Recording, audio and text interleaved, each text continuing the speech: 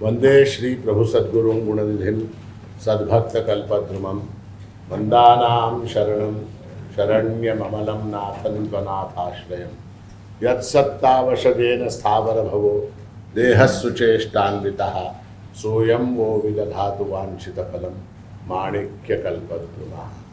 सदाशिवसमारम्भां शङ्कराचार्यमध्यमाम् अस्मदाचार्यपर्यन्तां वन्दे गुरुपरम्पराम्।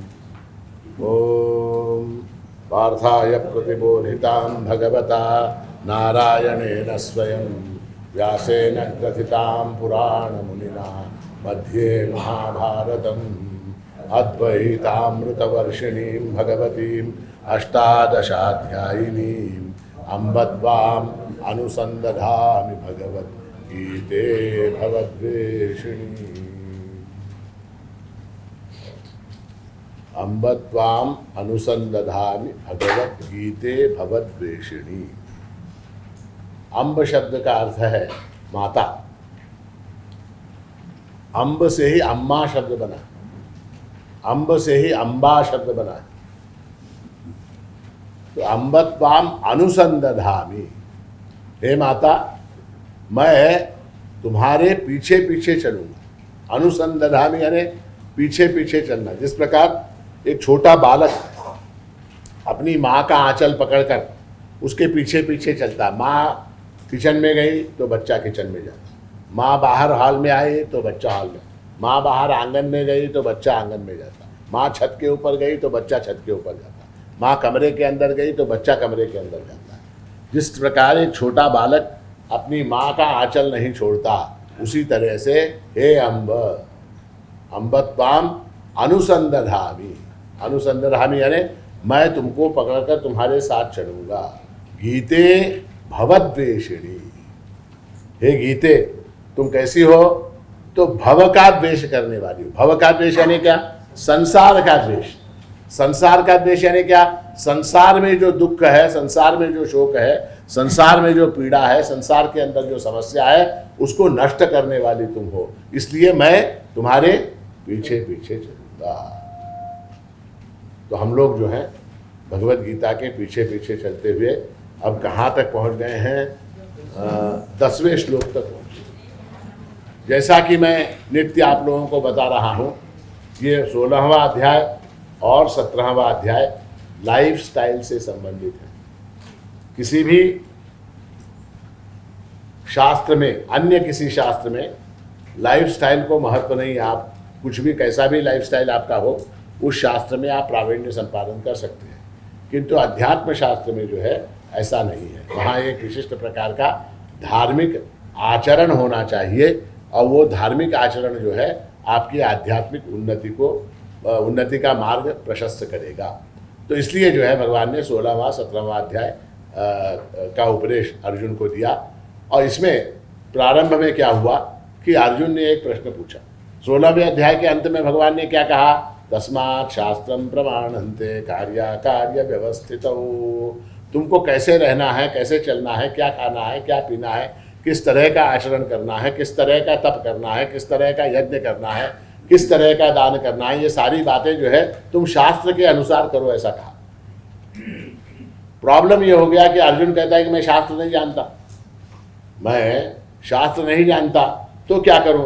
तो मेरे में श्रद्धा है, उस धार्मिक आचरण का अवलंबन करने की श्रद्धा मेरे अंदर है, किंतु मैं शास्त्र नहीं जानता, तो मैं क्या करूं?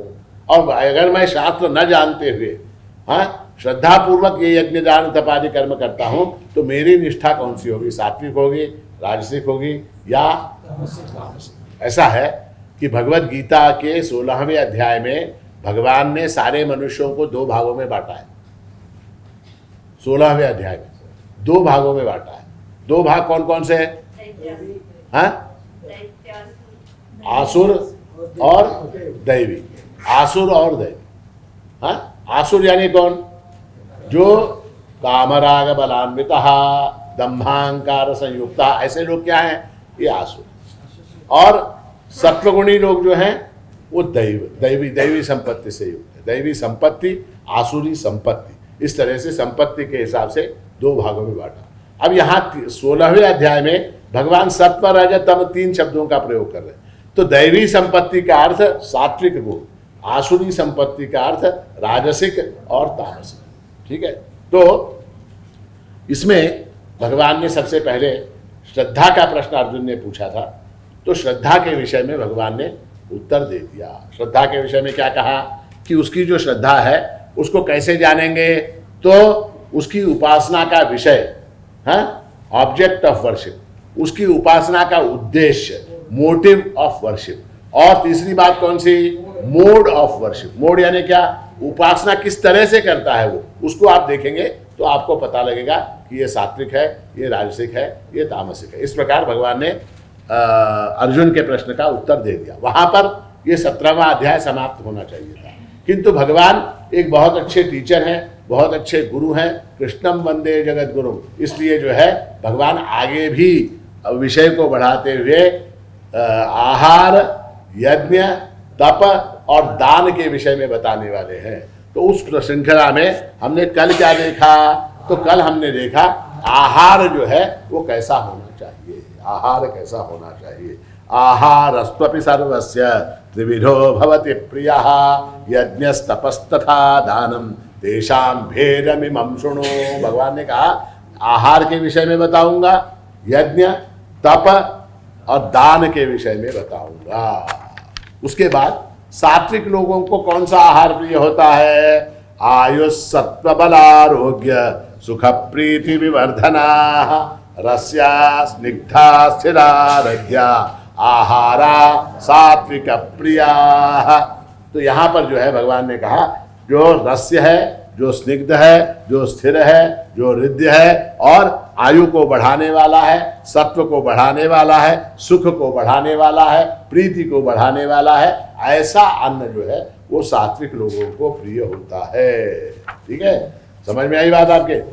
उसके बाद भगवान ने राजसिक लोगों को कौन सा अन्न प्रिय होता है ये भी बताया। वो क्या है, कट्वाम ललवणात्युष्ण तीक्ष्ण रुक्ष विदाहिनः आहार राजसस्येष्टा दुख शोकामय प्रदा। कटु, कड़वा, अम्ल, खट्टा, अति उष्ण, अत्यंत गर्म, तीक्ष्ण, जलाने वाला, रुक्ष, रूखा, विदाहिना, शरीर के अंदर दाह उत्पन्न करने वाला।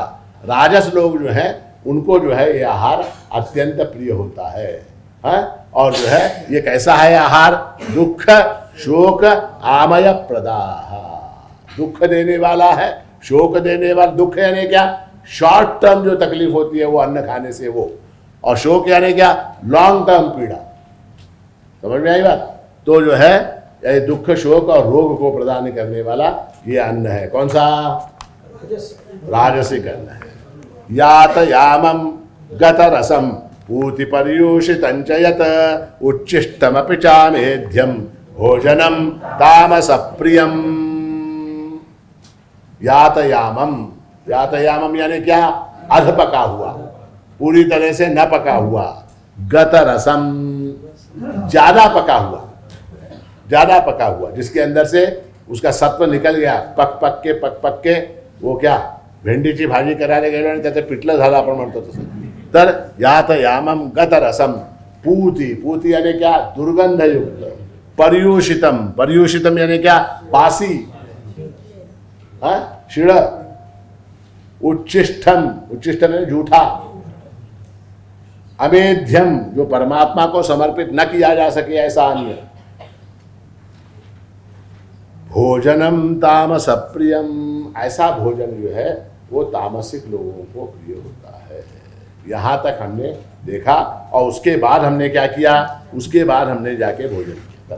ठीक है, अब आज का विषय हमारा प्रारंभ होता है, और इसमें भगवान जो है यज्ञ के विषय में बताने वाले।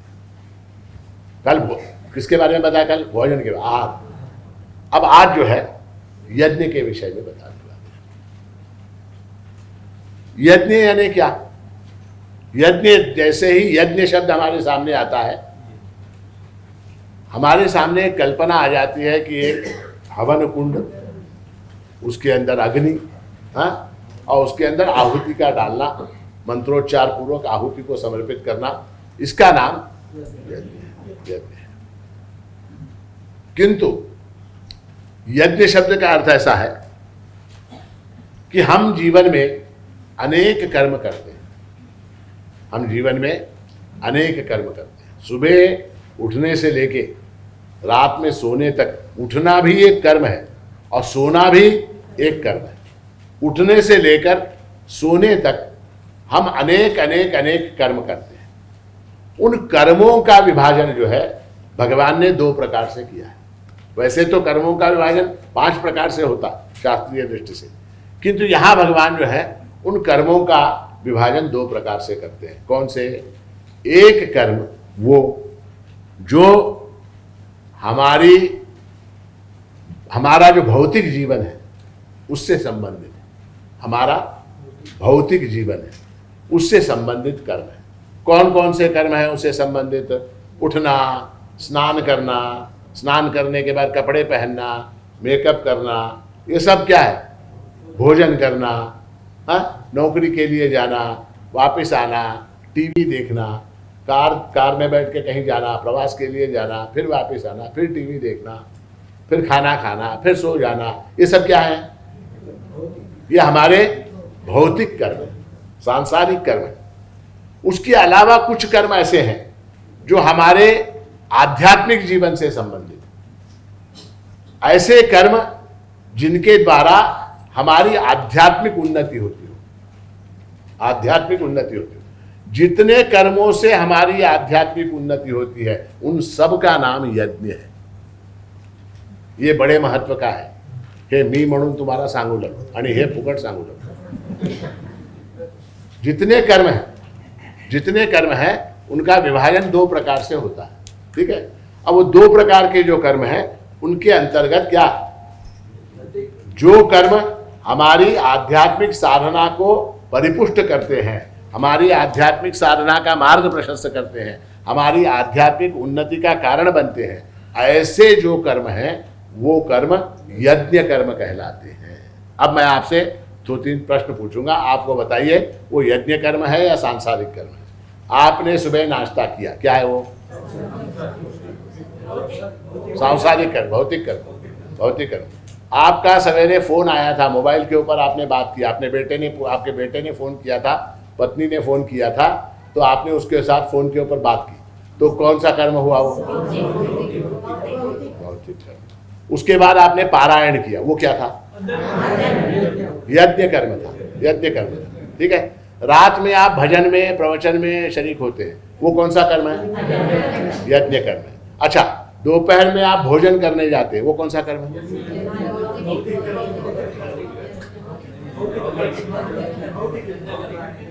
अब देखिए यहाँ प्रॉब्लम आ गया। दोपहर में आप भोजन करने जाते हैं तो आप कह रहे हैं भौतिक कर्म है, परंतु हमारे समर्थ रामदास कहते हैं उदर भरण नो है जानिजे यज्ञ कर्म। तो अब उसके अंदर फर्क है। उसके अंदर ऐसा फर्क है, वहां अगर आप पेट भरने के लिए गए, भंडार खाने में अगर आप अपना पेट भरने के लिए गए, हाँ, तो वो क्या हो जाएगा? और ये अन्न जो है मेरे अंदर बैठा हुआ जो परमात्मा है उसको तृप्त करने के लिए मैं खा रहा हूं, इस परमात्मा संबंधी विचार के साथ आपने भोजन किया, तो फिर वो क्या हो जाएगा? वो यज्ञ कर्म हो जाएगा, वो यज्ञ कर्म हो जाएगा। उसी तरह से जीवन का प्रत्येक कार्य यज्ञ कर्म बन सकता है। हे बघा, हे कोणी तुम्हाला सांगणार नाही बरं का, हे मी सांगू आणि फुकट सांगतो मी, लक्षात घ्या। जीवन का प्रत्येक कार्य यज्ञ कर्म बन सकता है। जैसे मैंने कहा आपसे, आपने अब रोज हम जो है प्रार्थना करते हैं प्रभु मंदिर, धर्म कर्म त्यागाचरण आचार विचार पाप पुण्य सर्व कर्मे श्री माणिकार्पण हीचा मुची प्रतिज्ञा। उस कार्य के साथ अपने आपने अगर परमात्मा को जोड़ दिया, प्रत्येक कार्य के साथ, उस कार्य के साथ अगर आपने भगवान को, परमात्मा को जोड़ दिया, तो वो कर्म यज्ञ कर्म हो गया। और अगर उसमें से परमात्मा को निकाल दिया तो वो भौतिक कर्म। सिंपल है। भगवान गीता में कहते हैं यत् करोषि यदश्नासि यज्जुहोषि ददासि यत् तपस्यसि कौन्तेय तत्कुरुष्व मदर्पणम्। यत् करोषि, तुम जो करते हो, जो करते हो, यत् करोषि यदश्नासि, तुम जो खाते हो, जो भोग लेते हो, जिन जिन विषयों का तुम भोग लेते हो, यज्जुहोषि, जो तुम हवन इत्यादि करते हो, ददासि यत्, जो दान करते हो, यत् तपस्यसि, जो तपस्या करते हो, हाँ, यत् करोषि यदश्नासि यज्जुहोषि ददासि यत् तपस्यसि कौन्तेय, हे कौन्तेय, हे अर्जुन, तत्कुरुष्व मदर्पणम, वो तुम मुझे अर्पण कर दो। मुझे अर्पण करने से क्या फायदा होगा? फायदा हमारा क्या होगा? कर्म हम करें और वो कर्म परमात्मा को अर्पित कर दे, ठीक है, उससे हमारा क्या लाभ? हे बरं आहे, करावा आम्ही आणि ते अर्पण कोणाला करावा? प्रभूला, जो काहीच करत नाही। ऐसा है की उसके अंदर रहस्य की बात आहे। पुन्हा हे मी सांगतो, हे दुसरं कोणी सांगणार नाही। आणि तो यत् करोषि यदश्नासि यज्जुहोषि ददासि यत् तपस्यसि कौन्तेय तत्कुरुष्व मदर्पणम्। इस श्लोक का अर्थ अगर आप देखेंगे डिक्शनरी में तो क्या, जो तुम करते हो, जो दान करते हो, जो खाते हो, जो पीते हो, जो तप करते हो, जो यज्ञ करते हो, वो मुझे अर्पण कर दो। खत्म हो गई बात। वो क्यों अर्पण करें? इसलिए अर्पण करें। भगवान क्यों कह रहे हैं?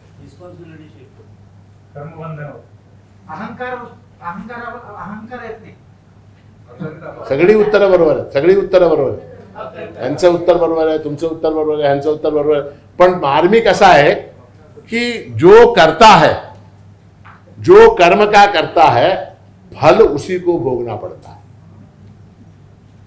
जो करता है उसको फल भोगना पड़ता है, ठीक है। अब क्या हो गया, आपने, इन्होंने कहा रिस्पॉन्सिबिलिटी शिफ्ट हो गई, ठीक है। अब वो कर्म आपने किसको अर्पित कर दिया? श्री कृष्णार्पणमस्तु। अब क्या हो गया? अब उसका फल आपको मिलेगा क्या? संसार में जो दुख है, संसार में जो पीड़ा, संसार ही कर्मों का फल है। संसार से आप मुक्त होना चाहते हैं, संसार से आप मुक्त होना चाहते हैं। जब तक कर्मों के फल आपके अकाउंट के अंदर एक्यूमुलेट होते जाएंगे, तब तक आप मुक्त नहीं हो सकते।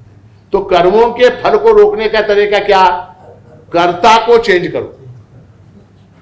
यहां पर चार्टर्ड अकाउंटेंट कितने लोग हैं? एक। और कोई अकाउंट संबंधी व्यक्ति? तुम्ही एकटेच है, ठीक है। तुम्हाला एक उदाहरण देतो। मुंबई में बहुत से लोग क्या करते हैं, ये मिनिस्टर लोग, पॉलिटिशियन लोग, बड़े बड़े लोग करोड़ों का धंधा करते हैं, करोड़ों का। कोई बिल्डिंग खरीद ली, कोई फ्लैट खरीद लिया, कोई जमीन खरीद ली, और वो जमीन दूसरे के नाम से खरीदते, बेनामी ट्रांजैक्शन, ठीक है। अब क्या, खंडाला में, लोनावाला में बहुत बड़ी जमीन, 100 एकड़ जमीन खरीदी, ठीक है। लोनावाला के अंदर 100 एकड़ जमीन खरीदी। पैसे किसके? पैसे इसके, किसके? मिनिस्टर के। वो क्या करता? अपने ड्राइवर के नाम से, अपने चमचे के नाम से, अपने किसी कार्यकर्ता के नाम से, किसी के नाम से खरीद लेता, ठीक है। अब क्या, अब वो जमीन किसके नाम से? तो ड्राइवर के नाम से खरीदी। कहाँ? लोनावाला के अंदर 100 एकड़ जमीन, ठीक है। अब कल के दिन जो है 10 साल बाद, 5 साल बाद विधानसभा में कोई उठ के खड़ा हो जाता, मेरे पास पेन ड्राइव है, पेन ड्राइव है, पेन ड्राइव है। कोई खड़ा हो जाता है और खड़ा होने के बाद वो बोलता, लोणावळ्यामध्ये यांनी 100 एकर जमीन घेतली, लोणावळ्यात त्याची चौकशी झाली पाहिजे, त्याची चौकशी झाली। काय निष्पन्न झालं? ती जमीन कोणाची? ड्रायव्हरची। ह्याची आहे का? ह्याला तुम्ही जेलमध्ये घालू शकता का? जेलमध्ये कोणाला घालाल? जेलमध्ये जाणार असेल तो प्रभू जाईल। आपल्याला काय करायचं आहे? आपण बेनामी ट्रान्झॅक्शन करायचं। आपण काय करायचं? बेनामी ट्रान्झॅक्शन करायचं। तो यत् करोषि यदश्नासि यज्जुहोषि ददासि यत् तपस्यसि कौन्तेय तत्कुरुष्व मदर्पणम्। प्रत्येक कर्म को अगर परमात्मा को अर्पित कर दिया तो वो यज्ञ कर्म हो गया। महाराज हे फार छान सांगितलं बघा, हे आम्हाला फार पटलं। आजचं हे वाक्य आम्हाला खूप पटलं। का पटलं? मी जे जे करेन ते सगळं वो सब परमात्मा को यज्ञ कर्म हो जाएगा। परमात्मा के नाम से कृष्णार्पणमस्तु। दारू पीऊंगा, कृष्णार्पणमस्तु। रिश्वत लूंगा, कृष्णार्पणमस्तु। चोरी करूंगा, कृष्णार्पणमस्तु। लुच्चेगिरी लफंगेगिरी करूंगा, कृष्णार्पणमस्तु। वो सारे कर्म मैं भगवान को, परमात्मा को समर्पित कर दूंगा। फलस्वरूप क्या? वो दारू पीना, वो चोरी करना, वो डाका डालना, वो जुआ खेलना, ये सारे रिश्वत लेना, ये सारे कर्म क्या हो जाएंगे? यज्ञ कर्म। यज्ञ कर्म, वो सब यज्ञ कर्म हो जाएंगे। भगवान कहते हैं बहुत अच्छा है, करो। अब ऐसा एक बार बोल गए, अब he can not take his words back. यत् करोषि यदश्नासि जुहोषि ददासि यत् तपस्यसि कौन्तेय तत्कुरुष्व मदर्पण, बोल दिया, अब वापस नहीं आ सकते। अब भगवान के पास आंसर क्या है? बोलते करो, दारू पियो, जुआ खेलो, मटका खेलो, वो खेलो, ये खेलो, सब करो। मेरा एक स्वभाव है, मेरा स्वभाव ऐसा है, जो मुझे एक चीज वस्तु अर्पण करता है, मैं सहस्त्र गुना करके उसको वापस कर देता। ये उनका स्वभाव है। ये किसका? परमात्मा का स्वभाव है। तुम 1 रुपया दोगे, वो 10 लाख देगा। ऐसा कुटल गाना है। तुम 1 पैसा दोगे, तुम 1 पैसा दोगे, वो 10 गरीबों की सुनो, वो तुम्हारी सुनेगा। 1 पैसा दोगे, वो 10 लाख देगा। तो एक कर्म आपने किया, कौन सा? दारू पीने। एक कर्म आपने किया, उसको 1000 गुना मल्टीप्लाइड बाय 1000 करके उसका फल आपको वापस कर देगा। फिर क्या? लिवर का सोरासिस लेके घूम रहे, लिवर सोरासिस घूम रहे। रिश्वत ली, 1000 रुपए रिश्वत ली, मल्टीप्लाइड बाय 1000, उसकी जो सजा है वो आपके लिए वहां पर तिहाड़ जेल में, और कौन सा यरवड़ा जेल में, या और कौन सा है आपका आर्थर रोड, आर्थर रोड बड़ा फेमस, आर्थर रोड में, वहां आपकी व्यवस्था कर दी जाएगी। तो कर्म करके परमात्मा को अर्पित करने से पूर्व हमको कर्म करने से पहले सोचना पड़ेगा, ये कर्म मैं परमात्मा को अर्पित कर सकता हूं क्या? इसको यज्ञ कर्म बना सकता हूं क्या? ये पहले हमको एक बार तीर निकल गया तो फिर उसके बाद क्या? फिर उसके बाद यरवड़ा। एक बार अगर तीर निकल गया तो आर्थर रोड, उसका कोई उत्तर नहीं। इसलिए हमको प्रत्येक कर्म को करने से पहले सावधानी बरतनी पड़ेगी, सोचना पड़ेगा ये कर्म मैं कर रहा हूं, इसका फल क्या होगा, ये सोचना पड़ेगा। और ये सोच के जो है अगर हम करेंगे तो जीवन के सारे कर्म यज्ञ कर्म में बदले जा सकते हैं। सारे कर्म यज्ञ कर्म में बदले जा सकते हैं। तो भगवान यहां यज्ञ की बात कर, ठीक है। अब कल मैंने बताया कि हमारे यहाँ शास्त्रों में 5 महायज्ञ बताए गए, और एक किसी ने, मुझे इस बात का बड़ा आनंद है, कल शाम में एक आप में से कोई एक आए मेरे पास, उन्होंने कहा महाराज आपने कहा 5 महायज्ञ और 4 ही यज्ञ बताए। कल मैंने कौन कौन से यज्ञ होते हैं? ब्रह्म यज्ञ, देव यज्ञ, पितृ यज्ञ, भूत यज्ञ, मनुष्य यज्ञ, ये 5 प्रकार के यज्ञ होते हैं। तो आपने केवल 4 ही बताए, 5वां क्यों नहीं बताया? ऐसा प्रश्न पूछा। इसका मतलब क्या?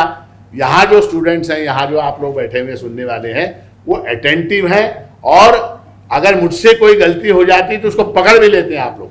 किंतु एक बात आपके इंफॉर्मेशन के लिए बताओ, कल जो विषय चल रहा था वो आहार का विषय चल रहा था, और इन 5 महायज्ञों में आहार से संबंधित 4 यज्ञ हैं। आहार से संबंधित 4 यज्ञ हैं।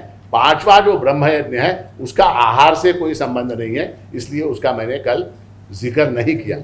तो अब यज्ञ की बात आई है तो 5 यज्ञों की बात संक्षेप में हम देखेंगे। शास्त्र में कहा गया है 5 प्रकार के यज्ञ प्रत्येक मनुष्य को नित्य करने चाहिए, नित्य करने चाहिए। कौन कौन से? सबसे पहला क्या है? ब्रह्म यज्ञ। ब्रह्म यज्ञ शब्द का अर्थ ऐसा है, ब्रह्म शब्द का अर्थ वेद है। ब्रह्म शब्द का अर्थ क्या है? वेद। वेद हमारी हजारों वर्षों की परंपरा है, हजारों वर्षों की परंपरा है। उस परंपरा को टिकाए रखने के लिए, उस परंपरा को संरक्षित रखने के लिए जो भी कार्य हम करते हैं उसका नाम ब्रह्म यज्ञ है, उसका नाम ब्रह्म यज्ञ है। आप बोलेंगे महाराज हमारा वेद यज्ञ हमें कैसे कराओ ब्रह्म यज्ञ, हमें कैसे कराओ? सर्वोपनिषदो गावो दोग्धा गोपाल नंदनः पार्थो वत्सः सुधीर भोक्ता दुग्धम गीतामृतम महत्। वेदों का सार जो है वो भगवत गीता है। वेदों का सार क्या है? भगवत गीता है। तो उसको संरक्षित रखने के लिए उसका प्रचार प्रसार अपनी ऐसा है कि भगवत गीता जो है वो हमारे प्रत्येक सनातन वैदिक धर्मीय के लिए, हिंदू धर्मीय के लिए क्या है? ग्रंथ है, अत्यंत महत्वपूर्ण ऐसा ग्रंथ है। अब देखिए आप, एक प्रश्न तुम्हारा विचार, तुमच्या कोणाच्या घरात भगवत गीता नाही त्यांनी हात उचला। भगवत गीता हे पुस्तक घरात नाही महाराज, कोण आहे? सगळ्यांच्या घरात आहे की नाही?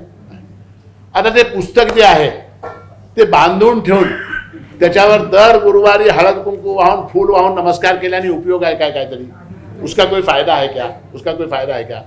तो ब्रह्मयज्ञ शब्द का अर्थ ऐसा है कि उस पुस्तक को खोलना, उसमें से कुछ अंश नित्य पढ़ना, स्वयं पढ़ना, और सबसे महत्वपूर्ण बात अपनी अगली पीढ़ी को पढ़ाना।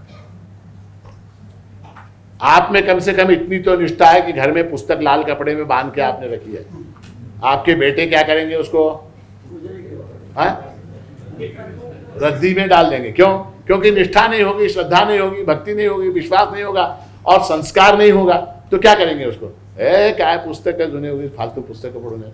हमारे यहाँ संस्थान की लाइब्रेरी में प्रतिवर्ष आप जैसे भक्त लोग पुस्तकें लाके देते। महाराज आमचे बाबा भागवत वाचत होते, ते आमच्या घरात पुस्तक पडले, आता ते ठेवून काय करावं? हे तुम्ही घ्या। आमचे बाबा रामायण वाचत होते, आता कोण करावं, कोण वाचावं? तुम्ही घ्या। म्हणजे काय? तुमच्या बापाचं सगळं जायदाद तुम्ही ठेवून घ्या, रामायण आम्हाला द्या। असं कोणीतरी आलं काय? महाराज आमच्या बापाजवळ 5 एकर शेत होतं, हे 5 एकर शेत संस्थानला तुम्ही घ्या। होय नाही घ्या। आमच्या सासूजवळ 100 तोळे सोनं होतं, एक 50 तोळे तुम्ही घ्या। कोई आया नाही।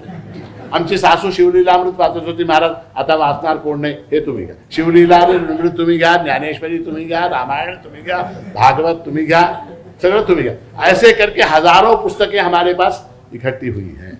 तो कहने का तात्पर्य ये बड़ी दुखद परिस्थिति है, दुखद परिस्थिति। हमारी जो परंपरा है, हमारी जो संस्कृति है, हमारे जो धार्मिक ग्रंथ है, वो हमको स्वयं पढ़ने पड़ेंगे।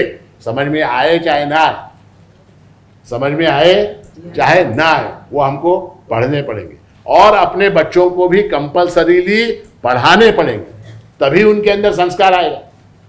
तो ब्रह्म यज्ञ शब्द का अर्थ है वेदों की परंपरा का संरक्षण करना। वेद मतलब भगवत गीता, वेद मतलब भगवत गीता। अब क्या है? दूसरा क्या? देवयज्ञ। देवयज्ञ कल मैंने आपको बताया, घर में जो देवता है, घर में जो देवता विग्रह हैं, घर में जो चित्र हैं, घर में जो मूर्तियां हैं, उनकी पूजा करना, नित्य अर्चना करना, ये क्या है? देवयज्ञ। वो अत्यंत जरूरी है, वो निष्ठापूर्वक कंपल्सरीली अनिवार्य रूप से करना ही है, देवयज्ञ। उसके बाद क्या है? पितृयज्ञ। कल मैंने आपको बताया पितरों का समय समय पर श्राद्ध करना, उनको पिंडदान करना, तर्पण करना, ये जिसको जिसको विहित है, जिसके माता पिता स्वर्गवासी हो गए हैं, उनके लिए पितृयज्ञ जो है वो अत्यंत आवश्यक है। भूत यज्ञ मैंने बताया। भूत यज्ञ ने क्या बताइए?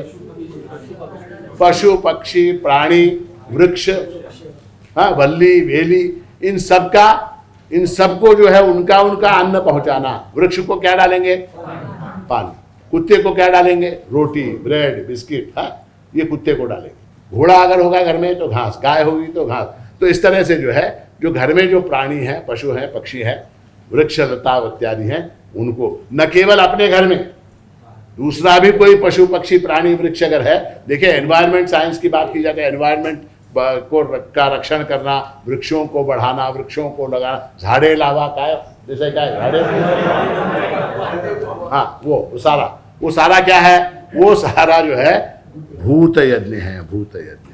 और मनुष्य यज्ञ यानी क्या? किसी भी अतिथि को, किसी भी अभ्यागत को, किसी भी पड़ोसी को भी भूखा न रहने दे, हम उसको अपने भोजन में से उसको थोड़ा सा भोजन उसको भी दे, ये मनुष्य यज्ञ है। इस प्रकार से ये 5 प्रकार के यज्ञ हैं। ब्लॉक सिस्टम में ये कैसे पॉसिबल है? सामने वाले फ्लैट वाले को पूछे तुमने खाना खाया क्या? ब्लॉक सिस्टम में आपने दरवाजा खोला, सामने वाला है, जेवण झालं का? झालं म्हणजे ठीक आहे, नाही झालं नाही हो, या आमच्याकडे या. मनुष्य यज्ञ हो गया, मनुष्य यज्ञ हो गया. तो इस प्रकार से यज्ञ शब्द का अर्थ है. अब हम ये 11वां श्लोक, इसमें आज के विषय में प्रवेश करते हैं. अफलाकांक्षिभिर्यज्ञो विधिदृष्टो युज्यते यष्टव्यमेवेति मनः समाधाय स सात्विकः. अब ऐसा है कि यहाँ भगवान सात्विक यज्ञ का वर्णन कर रहे हैं. सात्विक यज्ञ, और भगवान कहते हैं विधि दृष्टा. विधि दृष्टा, विधि दृष्ट यानी क्या? विधि दृष्ट यानी विधि के अनुसार, शास्त्र के अनुसार जो यज्ञ कर्म किया जाता है वो विधि दृष्ट है. सात्विक यज्ञ की बात कर रहे हैं. और सबसे बड़ी महत्व की बात कही, अफलाकांक्षी भी. जब भी हम कोई कर्म करते हैं, जब भी हम कोई कर्म करते हैं तो उसके फल की आकांक्षा हमको होती है. उसके फल की आकांक्षा हमको होती है. भगवत गीता में स्थान स्थान पर यह कहा गया कि फल की आकांक्षा तुम मत करो. तो उसके बारे में अनेक विद्वानों ने, विशेषकर पाश्चात्य लोगों ने बड़ा गंभीर आरोप किया है, आक्षेप किया कि भगवत गीता भंकस है. भगवत गीता क्या है? भंकस है. क्यों? क्योंकि मनुष्य जो है वो बिना फल की आकांक्षा के कर्म क्यों करेगा? एक जगह कहते कर्म करो, एक जगह कहते कर्म करो, और फिर कहते फल की आकांक्षा के बिना करो. हाँ, मान लीजिए आप कहाँ गए, दादर स्टेशन पे, दादर स्टेशन, कुली को बुलाया, कुली आओ. कुली आया, सामान उठाया उसने. सामान उठाया, 2 सूटकेस, 2 होल्डर, 2 बैग, इस हाथ में एक बैग, इस हाथ में एक बैग. बेचारा वो प्लेटफॉर्म नंबर 1 से लेके प्लेटफॉर्म नंबर 8 के ऊपर लेके गया आपको. गाड़ी के अंदर उसने आपका सामान रखा, बिठा दिया, आपको सब व्यवस्था कर दी. उसके बाद बोला मालक आता मी चलतो, माझं काय तरी. हे बघ, गीतेमध्ये भगवंतांनी सांगितलंय, काय सांगितलंय? कर्म करावं, कर्म करना चाहिए, फल की आकांक्षा नहीं करनी. आप नौकरी करते हैं किसी कंपनी में वगैरह, नौकरी करते हैं तो महीने के अंत में, अब आ गया, अब क्या है तारीख, आता काय तारीख आज? 23, अजून 7 दिवस, 31 मार्च, फाइनेंशियल ईयर क्लोज. 31 मार्च को गए, हाँ, HR के पास, मेरी सैलरी का चेक. वो भगवत गीता लेके बैठा. कौन? HR भगवत गीता लेके बैठा. वो क्या बोलता है? कर्म करो, फल की आकांक्षा मत. चलेगा क्या? चलेगा. तो ये जो भगवान बार बार कर्मण्येवाधिकारस्ते मा फलेषु कदाचन, कर्म में ही तुम्हारा अधिकार है, फल के अंदर नहीं है, ये ऐसी बात क्यों करते हैं? इसलिए पाश्चात्य लोग जो समझते नहीं हैं भगवत गीता को, वो लोग आक्षेप करते हैं गीता के ऊपर, भगवान के ऊपर. और दूसरी बात क्या, इसीलिए गुरु की आवश्यकता है. जो बार बार मैं रात में बता रहा हूं ना, गुरु की आवश्यकता है, गुरु की आवश्यकता. अब यहाँ क्या कहा? अफलाकांक्षी भी, फल की आकांक्षा मत करो. फल की आकांक्षा मत करो, ये सुनते ही आप सारे के सारे कंफ्यूज हो गए. कर्म करें तो क्यों करें? अगर फल ही नहीं है तो क्यों करें? अगर फल ही हमको नहीं है तो लेके क्या करेंगे? कर्म क्यों करेंगे? सारे लोग निष्क्रिय हो जाएंगे, सारे लोग अकर्मण्य हो जाएंगे, सारे लोग लेजी हो जाएंगे, सारे लोग जड़वत हो जाएंगे, पशुवत हो जाएंगे. नौकरी छोड़ देगा, व्यापारी व्यापार छोड़ देगा. काय महाराज क्या फायदा नाही, फिर उगीच काय करायचं? दुकानात बसून वेस्ट टाइम वेस्ट. व्यापारी व्यापार करना छोड़ देगा, किसान खेती करना छोड़ देगा. हाँ, किसान खेती करना छोड़ देगा. हमारे जैसे महाराज लोग प्रवचन करना बंद कर देंगे. काय मिळाले, येणं न जाणं, तो मराठी में कहावत है, देणं न घेणं वाजवा रे वाजवा. काय फायदा? फायदा क्या? फायदा क्या? फल की आकांक्षा अगर नहीं है तो कर्म क्यों करें? तो यहां पर फिर हे मी सांगतो, एवढं लक्ष, हे पाठ करा. काय मी सांगतो, दुसरे कोणी सांगत नाही. आणि मी ऐसा है कि फल की आकांक्षा मत करो, ऐसा जो भगवान कर रहे हैं, वहां अर्थ क्या है? फल के ऊपर तुम्हारा अधिकार नहीं, फल के ऊपर तुम्हारा अधिकार नहीं है। तुम्हारा अधिकार किसमें है? कर्म करना। तुम कर्म कर सकते हो, मैं ये कर्म करने के बाद मुझको अमुक प्रकार का फल प्राप्त हो, ऐसा आग्रह तुम कर सकते हो क्या? मान लीजिए तुमने एक एग्जाम लिखा, एक परीक्षा लिखी, ठीक है, एक परीक्षा लिखी, और परीक्षा लिखने के बाद तुम ये कहते हो कि मैंने परीक्षा तो लिख दी, अब मुझे 98% मार्क्स आने चाहिए, मुझे 98% मार्क्स आने ही चाहिए, ऐसा कहा। तुम्हारे हाथ में है क्या? तुम्हारे हाथ में है क्या 98% मार्क्स? तुम्हारे हाथ में नहीं हो। तुमने परीक्षा लिख दी, अब वो जो एग्जामिनर है, बोर्ड जो है, वो एग्जामिनेशन बोर्ड तय करेगा तुमको 96 दे, 95 दे, 99 दे, 100 दे, 85 दे, 45 दे, या फेल कर दे। वो उनके अधिकार की बात है। तुम्हारे अधिकार में है क्या? तुम्हारे अधिकार में जो चीज नहीं है, ठीक है, उसकी पहले तो तुम चिंता करते हो। पहली बात, फल की चिंता मत करो, ऐसा जो भगवान कहते हैं, उसमें क्या होता है? फल की चिंता करने में यहां कर्म बिगड़ता है। समझ रहे हैं आप मेरी बात को? मुझे 97 मिलेंगे या 98 मिलेंगे या 95 मिलेंगे, ये चिंता करने में यहां पढ़ाई नहीं हो पाती। कल पेपर है सुबह, आज रात में ये क्या सोच रहा है? 95 मिलेंगे, 96 मिलेंगे, 97 मिलेंगे, ये सोच रहा है। वो सोचने में उसका टाइम वेस्ट हो रहा है, और उसका कर्म जो है वो 100% नहीं हो रहा। एक तो कर्म की क्वालिटी बिगड़ जाती फल की आकांक्षा करने से। दूसरी बात क्या?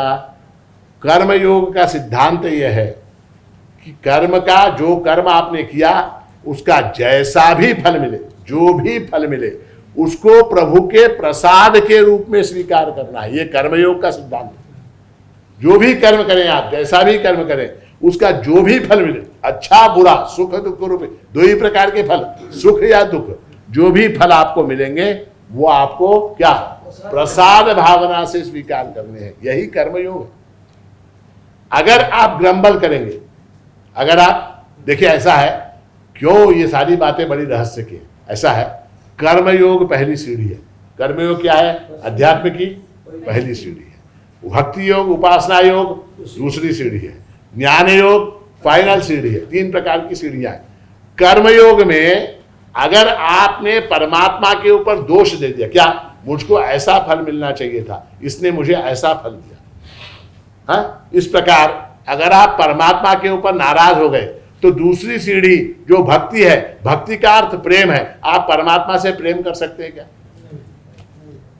जिस टीचर ने आपको एग्जाम में फेल कर दिया, जिस टीचर ने आपको एग्जामिनेशन में फेल कर दिया, हाँ, आप उसको क्या उसके बर्थडे के ऊपर केक ले जाके देंगे क्या उसको? हाँ? नहीं देंगे ना, नहीं देंगे। हाँ? तो आपने कर्म किया, आपकी इच्छा के अनुरूप फल प्राप्त नहीं हुआ, तो दोषी कौन हो गया? परमात्मा हो गया। परमात्मा के ऊपर दोषारोपण हो गया। दोष जिसके ऊपर है, जिसके ऊपर हमारी नाराजगी है, उसकी हम भक्ति कर सकते हैं क्या? उसकी भक्ति नहीं कर सकते, उससे प्रेम नहीं कर सकते। अगर भक्ति और उपासना सफल नहीं होती, तो फिर ज्ञान योग की सीढ़ी नहीं चढ़ सकते। सारा वहां ब्लॉक हो जाता, कुंठित हो जाता है। इसलिए जो है कर्म योग में ये महत्व की बात कही गई कि आपको क्या करना है? जो भी फल मिलता है, जैसा भी फल मिलता है, उस फल को प्रसाद के रूप में स्वीकार करना है। समझ में आई बात? शाम में आप लोग भजन में आते हैं कि नहीं? भजन में वहां पर शाम में प्रसाद बांटते, हाँ, क्या बांटते हैं प्रसाद? कुरमुरे यानी खोबऱ्याचे तुकडे असतात। अब वो जो प्रसाद मिलता है आपको, वो बहुत जल्दी में होता, मैं देखता हूँ उसको जो है सबको जल्दी प्रसाद बांटता हूँ। अरुण नाम है उसका, प्रसाद बांटने वाले, वो जल्दी बांटता है। अब प्रसाद आपके हाथ में आया, आपने इधर देखा, त्याच्या उंडणीमध्ये खोबऱ्याचे 2 तुकडे, माझ्याकडे फक्त कुरमुरे आले, इकडे 3 टुकड़े आले। ऐसा देखते हैं क्या? क्यों नहीं देखते? क्योंकि वो प्रसाद है, क्योंकि वो प्रसाद है। प्रसाद में वो मिला ये नहीं मिला ऐसा नहीं बोल सकते। जो मिला वो प्रसाद है, जो मिला वो प्रसाद है। तो कर्म का फल जो है उसको अगर प्रसाद के रूप में लेना है तो आप देखिए, आप अब वो जो प्रसाद बांटने के लिए आ रहा है आपके पास, ठीक है, यानी मेरा 5 तरी टुकड़े कभी कर जाए, यानी मेरा 5 टुकड़े तरी कभी, ऐसा बोलते हैं क्या? आकांक्षा करते हैं क्या? खोबऱ्याचे माझ्या मुंडळीमध्ये 5 टुकड़े तरी आवे, ऐसा बोलते हैं? नहीं बोलते। आप क्या बोलते हैं? जो भी मिलेगा, जैसा भी मिलेगा वो प्रसाद समझ के मैं खा लूंगा, ये भाव आपका होता है कि नहीं? वही भाव कर्म के फल के संदर्भ में होना चाहिए। जैसा भी फल मिले, सक्सेस हो, फेलियर हो, सुख हो, दुख हो, जो भी हो, वो प्रसाद है। क्यों? वो आपके कर्म के हिसाब से, वो क्या है? वो आपके कर्म के हिसाब से है। और यहां के पृथ्वी के ऊपर जितने कंप्यूटर हैं, उन कंप्यूटरों में गलती हो सकती है। वहां जो सुपर कंप्यूटर लगा हुआ है उसमें कभी गलती की कोई गुंजाइश नहीं। जैसा कर्म आपने, देखिए, केवल कर्म में क्रिया नहीं है, कर्म के साथ भावना भी, वहां कितनी चीजों का कैलकुलेशन होता है। देखिए, मान लीजिए एक कर्म है, एक कर्म मान लीजिए, एक कर्म, कौन सा कर्म? एक साधारण सा कर्म लीजिए, प्रभु को नमस्कार करना कर्म है क्या नहीं? प्रभु को नमस्कार करना एक कर्म है, ठीक है। आपने भी नमस्कार किया, मैंने भी नमस्कार किया, इनने भी किया, उसने भी किया, उसने भी किया, सबने किया, एक ही कर्म है, ठीक है। उस एक नमस्कार का फल जो है प्रभु अनेक रूप से अनेक लोगों को देते, किसी को ज्यादा, किसी को कम, किसी को ज्यादा। आप बोलेंगे ऐसा कैसे? आपण आला, ह्याने हात जोडले, साष्टांग नमस्कार घातलं, मी आलो, मी हात जोडले, साष्टांग नमस्कार घातलं, वो आया, उसने हाथ जोड़े, साष्टांग, इसको अलग फल, उसको अलग फल, उसको अलग फल क्यों मिला? अब क्या है, उस कर्म के पीछे का उसकी भावना कैसी थी, उस समय उसका विचार कैसा था, उसके मन की अवस्था क्या थी, उसके हृदय की अवस्था क्या थी, कितनी इंटेंसिटी थी, कितनी भक्ति थी। हाँ, जैसे एग्जामिनेशन के अंदर केवल आंसर के करेक्टनेस के ऊपर मार्क नहीं मिलते, आपकी हैंडराइटिंग कैसी है, आपका प्रेजेंटेशन कैसा है, हाँ, आपका स्पेलिंग कैसा है। आपने मान लिया what is the capital of India, ऐसा क्वेश्चन आया, what is the capital of India, new Delhi लिख दिया। अब न्यू दिल्ली लिखते से एन जो है छोटा वाला लिख दिया, एन जो है छोटा वाला लिख दिया, डी छोटा वाला लिख दिया, small N small D, New Delhi लिख दिया। अब न्यू दिल्ली आंसर करेक्ट है, इसने भी न्यू दिल्ली लिखा, उसने भी न्यू दिल्ली लिखा, सबने आंसर लिखा न्यू दिल्ली। एक ने क्या किया, न्यू दिल्ली का एन कैपिटल डी कैपिटल लिखा, दूसरे ने क्या किया, न्यू दिल्ली का न्यू दिल्ली जो लिखा उसकी हैंडराइटिंग अच्छी थी, तीसरे ने मार्जिन वगैरह संभाल के करेक्ट फॉर्मेट में लिखा। हाँ, एक न्यू दिल्ली को आप आंसर कैसे मार्क कैसे देंगे बताइए? उसी न्यू दिल्ली आंसर को मार्क कैसे देंगे? What is the capital of India, new Delhi, क्या मार्क देंगे? एग्जामिनर क्या करेगा? जिसकी हैंडराइटिंग अच्छी है, जिसने करेक्ट फॉर्म, या जिसने ऐसा लिखा, ऐसे भी हैं लोग, what is the capital of India, new Delhi, the capital of India is new Delhi, ऐसा लिखा, पूरा वाक्य लिखा। तो वो सारी चीजों को कंसिडर करके एग्जामिनर मार्क देता। आप क्या बोलते हैं, ज्यांनी पण न्यू दिल्ली लिहिलं, मी पण न्यू, त्याला 25 मिळाले, मला फक्त 2च मिळाले। अरे, है ना, समझने की बात है। तो कर्म में ये सारी चीजें आ जाती हैं, आपकी हैंडराइटिंग, आपका प्रेजेंटेशन, आपका फॉर्मेटिंग, आपका स्पेलिंग, आपका ग्रामर, सारी चीजें आ जाती हैं उसके अंदर। आप नमस्कार करते हैं तो नमस्कार किस भावना से करते हैं, आपका भाव क्या होता है, आपका समर्पण कितना है, आपकी बुद्धि में क्या भाव चल रहा है, आपके मन में क्या चल रहा है, इन सारों का आकलन वो सुपर कंप्यूटर करता है, उसके हिसाब से वो फल निश्चित करता है। तो वो फल के अंदर आप ये नहीं बोल सकते कि मुझे इतना चाहिए, उतना चाहिए, उतना मिलेगा, इतना मिलेगा। अफलाकांक्षी भी, यानी क्या, बिना किसी मेटेरियल लाभ के निष्काम होना चाहिए। जो भी तू फल देगा मुझे स्वीकार है, ठीक है। आप लोग मॉर्निंग वॉक करते हैं, मॉर्निंग वॉक, वो जो मॉर्निंग वॉक है वो किस आकांक्षा से, किस फल से करते हैं? नहीं, हेल्थ तो जनरल है ही है, हेल्थ तो जनरल है ही है, उसके अलावा कोई आकांक्षा है क्या? वो हेल्थ के अंदर आ गया भाई, प्योर ऑक्सीजन वगैरह से। अब बहुत से लोग वॉकिंग इसलिए जाते हैं की सकाळी सकाळी तिथे गेले टपरीवर चहा छान मिळतो म्हणून जातो। बहुत से लोग वॉकिंगला मी जातो तिथे सकाळी ती मुलगी पण धावत धावत येते, है ना।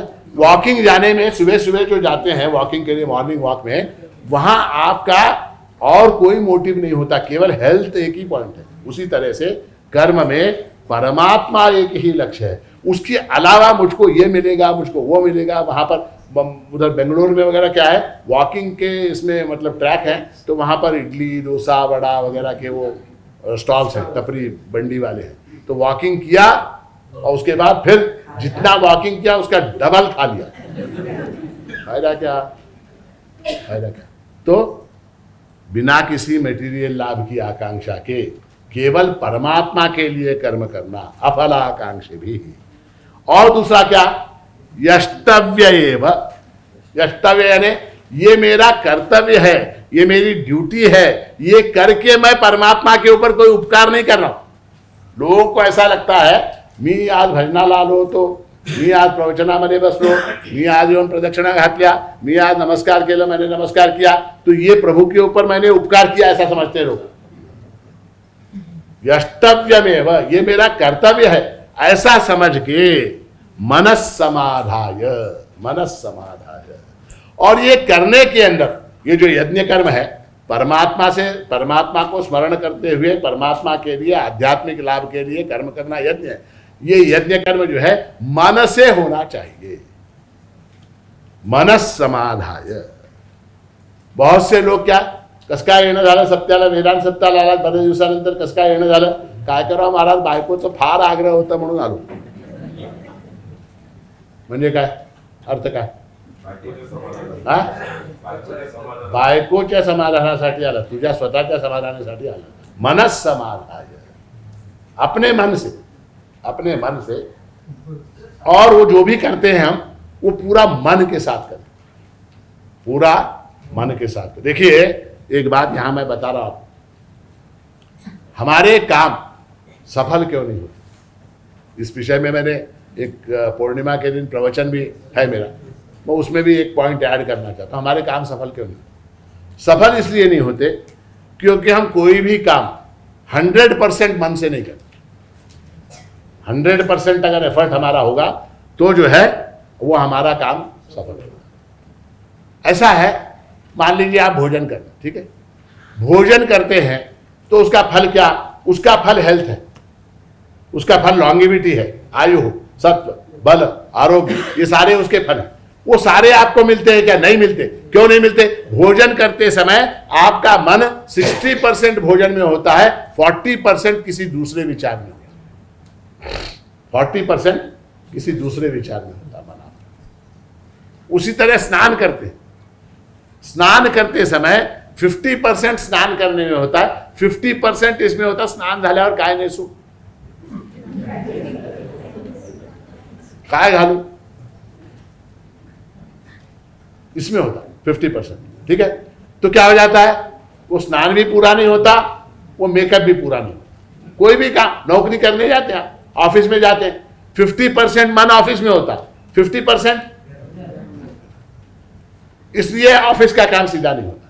घर में आते हैं, घर में आने के बाद फैमिली के अंदर जो है 50% मन होता है और 50% मन दोस्तों में होता, तो वहां फैमिली लाइफ बिगड़ जाती है। फिर दोस्तों में जाते हैं, दोस्तों में जाते 50% मन दोस्तों में होता, 50% कहीं और होता, तो वहां दोस्तों के सर्कल में भी वो महफिल बेकार हो जाती है। इस तरह से सारी जिंदगी जो है आपकी बेकार हो जाती है। तो यहां मनस्समाधाय यानी क्या, हम जो भी यज्ञ कर्म करें वो पूरे मन के साथ 100% उसमें अपना मन लगा कर करे। इस प्रकार जो करता है यह इज्जते सह सात्विकः, इस प्रकार जो यज्ञ करता है उसका यज्ञ जो है वो सात्विक यज्ञ कहलाता है। चला, समझ में आई बात? सात्विक यज्ञ। अभिसंधाय तो फलम दंभार्थमपि चैव यत् इज्जते भरत श्रेष्ठ तम यज्ञम विद्धि राजसम। अब यहां पर भगवान जो है राजस यज्ञ की बात कर रहे हैं और इसमें कहते हैं कि हे भरत श्रेष्ठ, फलम तो अभिसंधाय अपि च दंभार्थम एव यत् इज्जते तम यज्ञम राजसम विद्धि। ठीक है, तो फलम अभिसंधाय, फल की आकांक्षा से किया जाने वाला यज्ञ कर्म, फल की आकांक्षा से किया जाने वाला यज्ञ कर्म। अभिसंधाय शब्द का अर्थ है कि सदैव वही लक्ष्य रखकर काम करना, सदैव वही लक्ष्य रखना। अभिसंधाय, अभिसंधान यानी क्या?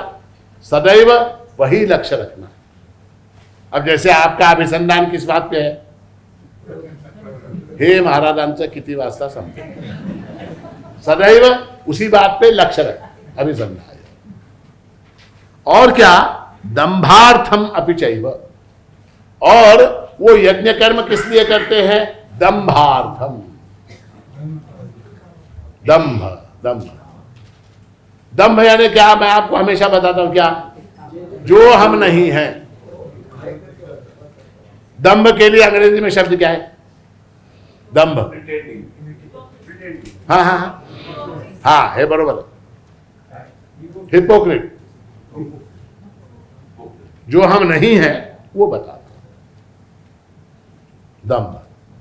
तो दंभार्थम अपि चैव, हम धार्मिक नहीं हैं, हम क्या हैं? स्वभाव से धार्मिक नहीं हैं, किंतु भजन में, प्रवचन में, कीर्तन में, सभा में, इसमें उसमें हम क्या बताते हैं? तो क्या हो गया? ये क्या हो गया? तो जो प्रदर्शन करने के लिए, लोगों को दिखाने के लिए जो यज्ञ कर्म हम करते हैं, देखिए याद आ, प्रदर्शन की बात आती है तो गणेश उत्सव अपना होता है। गणेश उत्सव इतना पवित्र पावन वो प्रसंग है, मगर ये जो सड़क के ऊपर जो चौराहे चौराहे चौराहे पे गणपति बिठाते हैं, विशेषकर पुणे में, मुंबई में वगैरह, और फिर वहाँ पिक्चर के गाने लगाना, नाचना, वो करना, वो पर्दे के पीछे बैठ के जुआ खेलना, ये सारे काम वहाँ चलते रहते हैं बहुत सी जगह पे, सब जगह नहीं, बहुत सी जगह पे। अब उनका वो डेकोरेशन, उनका वो पंडाल, उनका वो जो भी है, जो भी आएगा दर्शन के लिए उसको घी के लड्डू प्रसाद मुफ्त में, प्रसाद वाला का लाडू है, तुपाचे लाडू। तो ये सारा जो प्रदर्शन है वो सब क्या है? वो सब है। वहां गणपति की उपासना, गणपति की भक्ति का लेश मात्र भी नहीं है। एक बार क्या हुआ, एक गणपति उत्सव, उस गणपति उत्सव में प्रसाद देने का जो ये था सेक्शन, वो गणपति का दर्शन लेके ऐसे आगे जाते, ऐसे आगे जाने के बाद एक ऐसा कर्व था, और कर्व होके वहाँ उस तरफ जो है प्रसाद का सेक्शन था। तो वहाँ एक विद्वान थे बड़े, उन्होंने एक ये किया, क्या किया कि प्रसाद गाजर हलवा 2 रुपए, 2 रुपए उस जमाने की बात, गाजर हलवा 2 रुपए में मिल रहा प्रसाद। तो भक्त लोगों ने क्या किया, गणपति के सामने कुछ रखा नहीं रखा, 2 रुपए का चिट्ठी ले ली, 2 रुपए की चिट्ठी ले ली। वो चिट्ठी लेके अब वो प्रसाद के सेक्शन में गए, वो एक एक को छोड़ रहे थे। जैसे ही उधर गए, वहां पर एक गाजर टांग के रखा हुआ था, हलवा आणि निघा।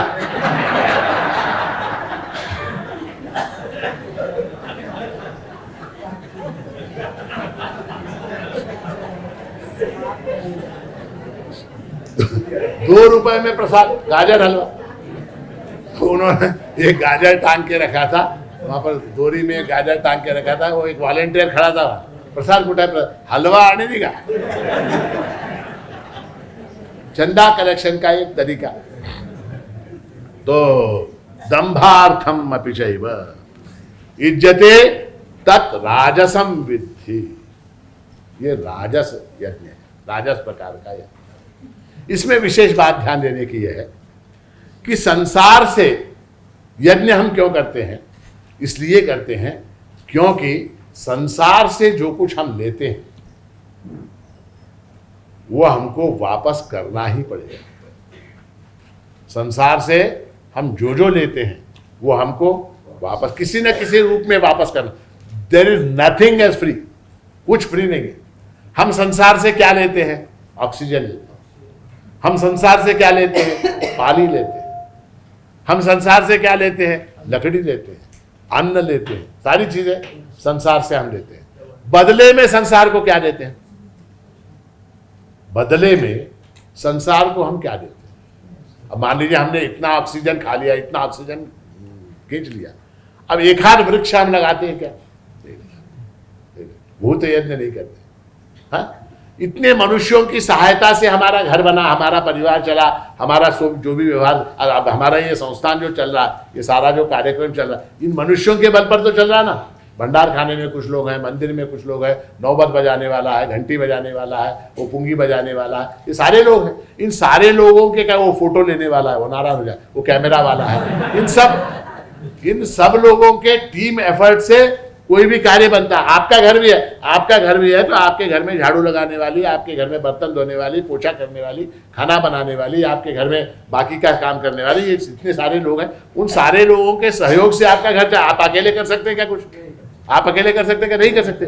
तो मनुष्य यज्ञ जो है क्या है, वो लोगों से हमने जो लिया है वो वापस करने का एक तरीका। भूत यज्ञ क्या है? प्रकृति से जो हमने लिया है वो प्रकृति को वापस करने का एक तरीका है। देव यज्ञ क्या है? ईश्वर से जो हमने लिया है वो ईश्वर को वापस करने का तरीका। अंततः हमको सबको वापस करना ही है। अगर वापस नहीं किया तो वो लोन जो है, लायबिलिटी हमारी बढ़ती जाएगी। उस लायबिलिटी को पूरा करने के लिए फिर जन्म लेना पड़ेगा। पुनरपि जननम पुनरपि मरणम पुनरपि जननी जठरे शयनम। तो इसलिए जीवन का जो बैलेंस शीट है, अब 31 मार्च आ रहा है इसलिए मुझे बैलेंस शीट की याद आ रही है। जीवन का जो बैलेंस शीट है वो जब तक नील नहीं होता, एक मैंने किसी से पूछा, एक कंपनी है, उस कंपनी को वाइंड अप करना, वाइंडिंग अप ऑफ कंपनी वगैरह बड़ा विषय है, चार्टर्ड अकाउंटेंट लोगों को मालूम है। एक कंपनी है, उसको वाइंड अप करना है तो क्या करना पड़ेगा? क्या कराना है? हाँ, उस कंपनी के एसेट है, कुछ फिक्स डिपॉजिट है, कुछ शेयर कैपिटल है, कुछ है, वो सब बांट देना, खत्म कर देना। लायबिलिटी है, वो पहुंचा देना। वो जब एसेट बैलेंस जो है, एसेट साइड और लायबिलिटी साइड का बैलेंस जीरो हो जाता है, उस समय वो कंपनी मुक्त होती है। उस समय वो कंपनी मुक्त होती है। हमको मुक्त होना है तो हमको क्या करना पड़ेगा? हमारे जो एसेट्स हैं, एसेट्स यानी क्या? पुण्य, और लायबिलिटी यानी एसेट और लायबिलिटी को हमको जीरो करना होगा। जब तक वो जीरो नहीं होते तब तक मुक्ति संभव नहीं है। फिर से आना पड़ेगा, फिर से जाना पड़ेगा, हर साल फिर आपको टैक्स भरना पड़ेगा, रिटर्न भरना पड़ेगा, कंपनी लॉ कंप्लाई करना पड़ेगा, वो सारा कुछ आपको समझ में आई बात? इसलिए जो है संसार से हम अधिक लेते हैं, लायबिलिटी ज्यादा है, और वापस जो है रिटर्न ऑफ लायबिलिटी कम है। वो लायबिलिटी को कम करने के लिए यज्ञ करना आवश्यक है। और वो यज्ञ कैसा होना चाहिए? सात्विक होना चाहिए। ठीक है, तो राजसिक यज्ञ का वर्णन हो गया। अब क्या रहा? अब जो है तीसरा तामसिक यज्ञ। तामसिक यज्ञ में क्या? देखिए, विधिहीनम असृष्टान्नम मंत्रहीनम दक्षिणम श्रद्धा विरहितम यज्ञम तामसं परिचक्षते। विधिहीनम, शास्त्र विधि से हीन। विधिहीनम यानी क्या? शास्त्र विधि से हीन। यज्ञ कर रहे, कोई भी उपासना, पूजा, जप, तप, अनुष्ठान, कोई भी कर्म, परमात्मा से संबंधित कर्म यज्ञ है, वो करते समय शास्त्र का पालन अगर नहीं किया तो क्या हो गया? विधिहीनम, वो तामस हो गया। और क्या? असृष्ट अन्नम, बिना अन्नदान के कोई भी यज्ञ जो है वो सफल नहीं होता। कोई भी यज्ञ नहीं। घर में अगर हमने सत्यनारायण की पूजा भी की तो लोगों को कुछ न कुछ खिलाना है, लोगों को कुछ न कुछ। क्यों खिलाना है? क्यों? कहा ऐसा है कि अन्न ही एकमात्र ऐसी वस्तु है जिससे पूर्ण तृप्ति होती है, पूर्ण तृप्ति होती है। जैसे मैं आज का प्रवचन समाप्त होने के बाद यहाँ जितने विद्यार्थी मौजूद हैं उन सबको 2-2 हज़ार रुपए देने वाला हूँ। कर दे 2-2 हज़ार रुपए देने वाला हूँ। हाँ, अब मैं यहाँ गेट के अंदर आप लोग जैसे जैसे बाहर जाएंगे मैं 2-2 हज़ार की एक नोट आपके हाथ में दूंगा। निकलने के बाद आप क्या बोलेंगे, एवढा मोठा संस्थान है, एवढे मोठे महाराज है, 2 हज़ार बोलेंगे क्या नाही? 2च दिले, काय झालं 5 दिले असते तर यांचं काय केलं असतं, बोलेंगे क्या नहीं? हाँ, पूर्ण रूप से तृप्त होंगे क्या सब लोग? तृप्त होंगे क्या? आप यहां से बाहर निकलेंगे, पुरुषों को सबको एक एक धोती, एक एक शर्ट, महिलाओं को सबको एक एक साड़ी कांचीवरम देने वाला, ठीक है? आप लेंगे, तृप्त होंगे क्या? क्यों? एकच दिले तेवढं मोठं संस्थान आहे, एकच. हाँ, 2 दिलं असतं त्यांचं काय गेलं असतं, ठीक है? अब यहां से आप बाहर निकलेंगे, आपको मैं भोजन कराऊंगा यहाँ पर, हाँ, और जब तक आप बस नहीं बोलेंगे तब तक यहां तक खिलाऊंगा। आप क्या बोलेंगे? पुरे महाराज, वो 2000 का नोट में आप पूरे बोलेंगे, एक घेतलं, उसके बाद फिर हाथ, दूसरा दिला, तीसरा, फिर मैं देता जाऊंगा, मेरा बंडल समाप्त हो जाएगा, आपको तृप्ति नहीं होगी। होगी क्या? आपको तृप्ति नहीं होगी। हाँ, मैं कपड़े दे रहा हूँ, साड़ियां दे रहा हूँ महिलाओं को, कांचीवरम, बनारसी, वो फलाना ढिमकाना, कौन सा सब साड़ी दे रहा हूँ मैं। हाँ, एक दी, आपको तृप्ति है क्या? 2 दी, तृप्ति है क्या? नहीं। हाँ, भंडार खाने में आप बैठे भोजन करने के लिए, आज पता नहीं क्या, वो मान लीजिए कल वहां भजन में प्रसाद में क्या गुलाब जामुन था, एक गुलाब जामुन खिलाया, आपने कहा धन्यवाद, दूसरा खिलाया धन्यवाद, तीसरा खिलाया धन्यवाद, चौथा नको महाराज पूरे। पूरे ऐसा शब्द जो है वो केवल अन्न के विषय में आता है, बाकी किसी विषय में नहीं। तृप्ति, अन्न से तृप्ति है, बाकी किसी में तृप्ति है। हाँ, ये बात और है 4 घंटे के बाद फिर वो मांगने आ जाता है, वो बात अलग है, मगर उस क्षण में वो पूर्ण रूप से तृप्त होता है, ठीक है? तो प्राणियों के हृदय में बसा हुआ परमात्मा है। अहम वैश्वानरो भूत्वा प्राणिनाम देहम आश्रितः। उस परमात्मा को पूर्ण रूप से तृप्त करने का एकमात्र साधन अन्न है। उसको खिलाओ, उसको क्या करो? खिलाओ। और खिलाने के बाद वो क्या बोलेगा?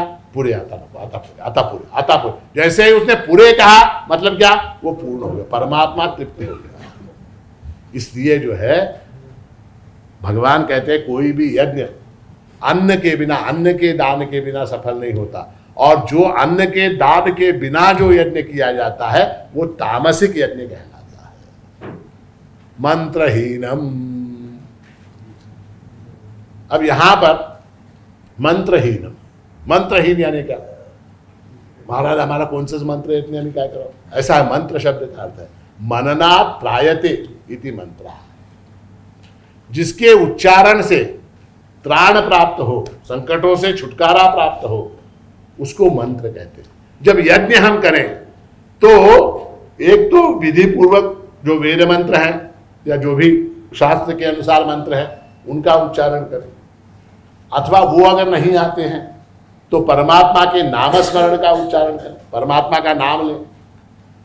परमात्मा का नाम लिए बगैर मंत्र का उच्चारण, मंत्र उच्चारण में 2 प्रकार, एक क्या? विधि पूर्वक जो शास्त्र है, वेद के जो मंत्र हैं उस कर्म से संबंधित उन मंत्रों का उच्चारण बहुत अच्छा है। अगर वो नहीं कर सकते तो कम से कम परमात्मा का नाम स्मरण तो करें। उसके बिना जो यज्ञ कर्म करते हैं वो तामसिक है। आप देखिए बहुत से लोग पूजा में, सत्यनारायण में, उसमें इसमें बैठते हैं, ठीक है? वहां बैठ के बाकी की बातों का इंस्ट्रक्शन देते रहते हैं अपने असिस्टेंट को बुला के, ते बर्फ सांगितलं तर आलं काय बघ रे, क्यों? बाद में लोगों को खाना खिलाना, तो वहाँ पाण्याच्या बाटल्या आले काय बघ, मग दुसरे बोला ते कपाटामध्ये ब्राह्मणांची लक्षणा छोड लिफाफे ते घेऊन ये, 2च आणले 3 घेऊन ये। यही उसी में लगे रहते हैं, उसी में व्यवहार में, व्यवस्था में, संसार में उसी में लगे रहते हैं। यहां परमात्मा का उच्चारण नहीं होता। ऐसा जो यज्ञ है वो क्या है, वो तामसिक है। और क्या, अदक्षिणम,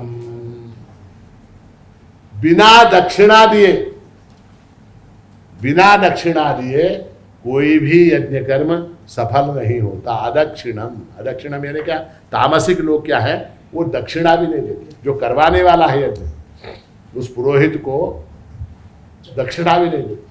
क्या है, हमारे यहाँ पुराने जमाने में ऐसा था, वैदिक ब्राह्मण जो लोग, वेदों की रक्षा करने वाले, वेदों के ऊपर अपनी उपजीविका चलाने वाले, समाज का आध्यात्मिक मार्गदर्शन करने वाले जो ब्राह्मण थे, उनकी जीविका का कोई साधन नहीं था। उनकी जीविका का कोई साधन नहीं था, तो उनको खिलाने पिलाने की जिम्मेदारी किसकी, समाज की। क्षत्रिय, वैश्य और शूद्र, ये जो तीन वर्ण है, इनकी जिम्मेदारी क्या थी, उस ब्राह्मण को पालने की जिम्मेदारी। ठीक है, ऐसी व्यवस्था हमारे समाज में थी। इसलिए उस जमाने में जो ब्राह्मण होता था, वो ब्राह्मण जो है, ये बाकी जितने यजमान हैं उनके द्वारा किए गए यज्ञ में जो काम करता था, उसमें अपनी जो दक्षिणा मिलती थी उसके ऊपर वो अपना उदर निर्वाह करता था। अब क्या हो गया है, अब जो है काल बदल गया। अब क्या है, हमको बाकी चीजों में खर्च करना बड़ा अच्छा लगता है। वो एक शादियों में वगैरह वो ये आता है, क्या बोलते हैं उसको, वो डीजे करके एक बाजा आती है, मालूम है आपको, डीजे वाले बाबू मेरा गाना बजा दे, अरे वो गाना है कोई तो वो डीजे आता है। अब वो डीजे जब आता है, सारे शहर की नींद हराम करता है क्या नहीं, धक चिक धक चिक धक ऐसे म्यूजिक बजाता है। वो जैसे धक धक करता ना, जमीन के नीचे धक धक होने लगता, होता है क्या नहीं, हाँ? छाती में हार्ट पेशेंट हो, खत्म, मर ही जाएगा, मर जाएगा, ऐसा बाजा। अब वो बाजा लगाते हैं लोग बड़े जोर से, वो बाजे वाले को 50,000, किसको 50। वो कुछ नहीं करता, उसका एक वाहन होता है, उस वाहन के ऊपर वो 2-3 अपने स्पीकर लगाता है, और उसके पास वो क्या टेप रिकॉर्डर या जो भी होता होगा इक्विपमेंट, उसमें बटन दबा देता है बस, उसको 50,000। और ब्राह्मण आता है विवाह में, उसने उस विवाह के मंत्र कंठस्थ करने के लिए अपने जीवन समर्पित किया। वेदों का अध्ययन करने के लिए 14 साल उसने लगाए हैं, आपके ऊपर निर्भर है। ऐसे ब्राह्मण को आप जो है वहां पर 50 रुपए दक्षिणा देते, डीजे वाले को 50,000, और ब्राह्मण को, ये क्या है, ये तामसिक व्यवहार, अदक्षिणम, अदक्षिण। जो यज्ञ कर्म करवाने वाला है, चाहे वो ब्राह्मण हो, कोई भी हो, किस जाति का संबंध नहीं है। जन्मना जायते शूद्रः कर्मणा द्विज उच्यते, अपने कर्मों से ब्राह्मण बनता है, जन्म से कोई ब्राह्मण नहीं बनती। तो इसलिए जो है अदक्षिणम, अदक्षिणम यानी क्या, अदक्षिणम यानी दक्षिणा दिए बगैर, श्रद्धा विरहितम, श्रद्धा, फिर वही बात, सत्यनारायण की पूजा के लिए लोग आते हैं मिलने के लिए, नाही छान झालं हो, तुम्ही सत्यनारायणाची पूजा केली, तुमच्या घरात पुष्कळ, नाही हो माझ्या काही मनात नव्हतं, आमची ही म्हणायला लागली करूया करूया म्हणून करू। हाँ, क्या हुआ, हाँ? सारा पानी फेर दिया। अब तक सत्यनारायण की पूजा की है, ठीक है, ही बरोबर बसून सत्यनारायण की पूजा केली, बाहर आए मित्र है, अब उनको सबको चाय पानी बिस्किट नाश्ता पोहे शीरा उपमा खिला रहे, नमस्कार नमस्कार नमस्कार नमस्कार, काय फार छान झालं, सत्यनारायण पूजा केली तुम्ही, आम्हाला फार बरं, नाही माझ्या मनात काय नाही, ही म्हणाली म्हणून मी केलं, श्रद्धा विरहितम। अपनी श्रद्धा होनी चाहिए, श्रद्धा विरहित कोई भी काम सफल नहीं होता, श्रद्धा विरहित कोई भी काम ये क्यों, पूजा क्यों, श्रद्धा विरहित स्पोर्ट्स, जो भागने वाला है ओलंपिक के अंदर, जो निशानेबाजी करने वाला है, जो शॉटपट फेंकने वाला है, हाई जंप करने वाला है, उसको अपनी कला के अंदर, अपने स्पोर्ट के अंदर श्रद्धा नहीं होगी तो फिर वो जीतेगा क्या? डॉक्टर है, डॉक्टर सर्जन है, हाँ, उसको अपनी विद्या के अंदर श्रद्धा नहीं होगी, ऑपरेशन सही कर देगा क्या? वो ऑपरेशन करेगा, कैंची अंदर घूट के सी देगा वो। ऐसे अनेक केस हुए हैं। हाँ, इंस्ट्रूमेंट जो है वो अंदर पेट के अंदर ही रख के बंद कर दिया, ऐसे अनेक केस हुए हैं। वो श्रद्धा भी रहित है, चार्टर्ड अकाउंटेंट है, हाँ, श्रद्धा विहीन, बगैर श्रद्धा के कर रहा, उसका टोटल हमेशा गलत होगा, कभी भी सीधा नहीं होगा उसका टोटल। विद्यार्थी है, श्रद्धा के बगैर अभ्यास कर रहा है, पढ़ाई कर रहा है, कभी पास नहीं हो सकता। महिला है, बगैर श्रद्धा के भोजन बना रही, कल्पना कीजिए कैसा बनेगा। हाँ, घातलं तर दोनदा मीठ घातलं, नाही तर घालायचंच नाही मीठ। तो श्रद्धा विरहितम यज्ञम तामसम परिचक्षते, ऐसे यज्ञ को तामस यज्ञ कहते हैं। यहां तक ये यज्ञ का विषय समाप्त हुआ। अब जो है तप का विषय आ रहा है। अब ऐसा है, भगवान ने आहार का वर्णन कर दिया, उसके बाद किसका वर्णन किया? यज्ञ। अब जो है तप का विषय आता है। तप, तप यानी क्या? तप यानी तपना, शरीर पीड़नम तपः। हाँ, किसी कार्य की सफलता के लिए शरीर को पीड़ा पहुंचाना और पीड़ा पहुंचाकर उस पीड़ा को सहने की आदत डालना, किसको? शरीर को। इसका नाम क्या है? इसका नाम तप है। उसके अंदर क्या आता है? उपवास, योगाभ्यास, हाँ, जागरण, ये सारी चीजें तप के अंदर आती, तप के अंदर आती। अभी मैं कुछ लोगों से मिला, उन लोगों ने, उनका उद्देश्य क्या? किसी भी कार्य को मैंने कहा, उनका उद्देश्य क्या? वजन कम करना, वेट लॉस, वेट लॉस का प्रोग्राम। अब वो वेट लॉस के प्रोग्राम में जो वो प्रोग्राम देता है, वो कुछ फीस लेता है, शायद लेता है या लेती है, जो भी है वो फीस लेती है, और एक डाइट प्लान बताता है, ठीक है? उस डाइट प्लान के हिसाब से आपको, तो निश्चित रूप से 1 महीने के अंदर आपका वजन जो है वो 5 किलो 8 किलो जो भी है वो। अब वो क्या है? वो एक प्रकार का तप है। पहले दिन आपको, पहले हफ्ते में क्या खाना है? केवल ककड़ी का जूस पी के रहना है। दूसरे हफ्ते में क्या? हाँ, टमाटर का जूस पी के रहना है। तीसरे हफ्ते में क्या? सिर्फ जो है वो उबली हुई सब्जियां खानी है। चौथे हफ्ते में क्या? सिर्फ दूध पीना है। 5वें हफ्ते में क्या? हाँ, सिर्फ मूंगफली मटर वगैरह दाने खाने हैं। इससे क्या हो जाएगा? इससे आपका वेट जो है वो ड्रास्टिकली डाउन हो जाएगा, और जो है फिर आपका फोटो बिफोर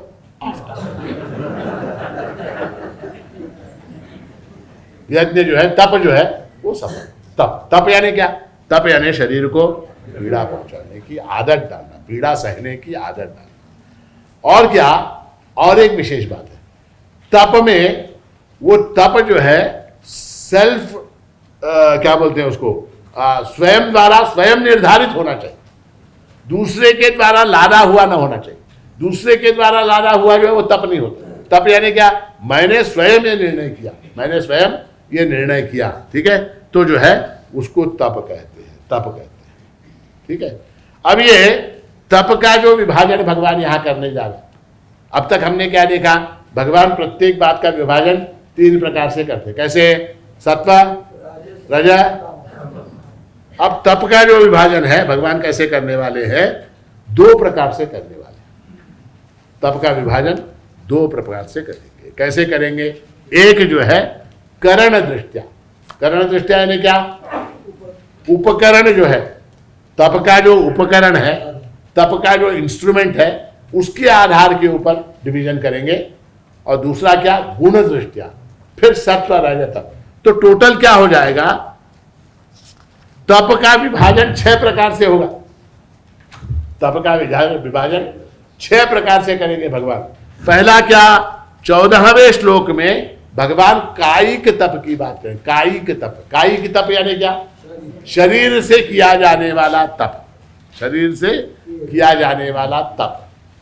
15वें श्लोक में भगवान क्या करेंगे? वाचिक तप। वाचिक तप यानी क्या? वाणी के द्वारा किया जाने वाला तप। और 16वें श्लोक में भगवान क्या करेंगे? मानसिक तप, मन के द्वारा किया जाने वाला तप। ठीक है, ये हो गया क्या? करण दृष्टिया, उपकरण दृष्टिया, इंस्ट्रूमेंट वाइज डिवीजन हो गया तप का। उसके बाद 17 के अंदर सात्विक तप, 18 के अंदर राजसिक तप और 19 के अंदर तामसिक तप। ठीक है, तो इस प्रकार इन 6 श्लोकों में भगवान जो है वो तप का विभाजन करके तप के विषय में बता रहे हैं। ठीक है, तो हम क्या करेंगे अब यहां पर कायिक तप का वर्णन आज लेंगे, उसके बाद समाप्त। आज से शेवटचं बरं काय? देवद्विज गुरु प्राज्ञ पूजनम शौचमार्जवम ब्रह्मचर्यमहिंसा च शारीरम तप उच्यते। अब ऐसा है, कायिक तप। कायिक तप यानी क्या? कायिक तप यानी ऐसा तप जिसके अंदर आपका शरीर इन्वॉल्व होता है, जिसके अंदर आपका शरीर इन्वॉल्व होता है। उसका कायिक तप का सबसे बड़ा अगर कोई लाभ है तो वो क्या है? आलस्य से छुटकारा मिलता है। किससे? आलस्य से छुटकारा मिलता है। हमको क्या है, हमारे शरीर में स्वभावतः आलस्य, जाड्य का भाव है।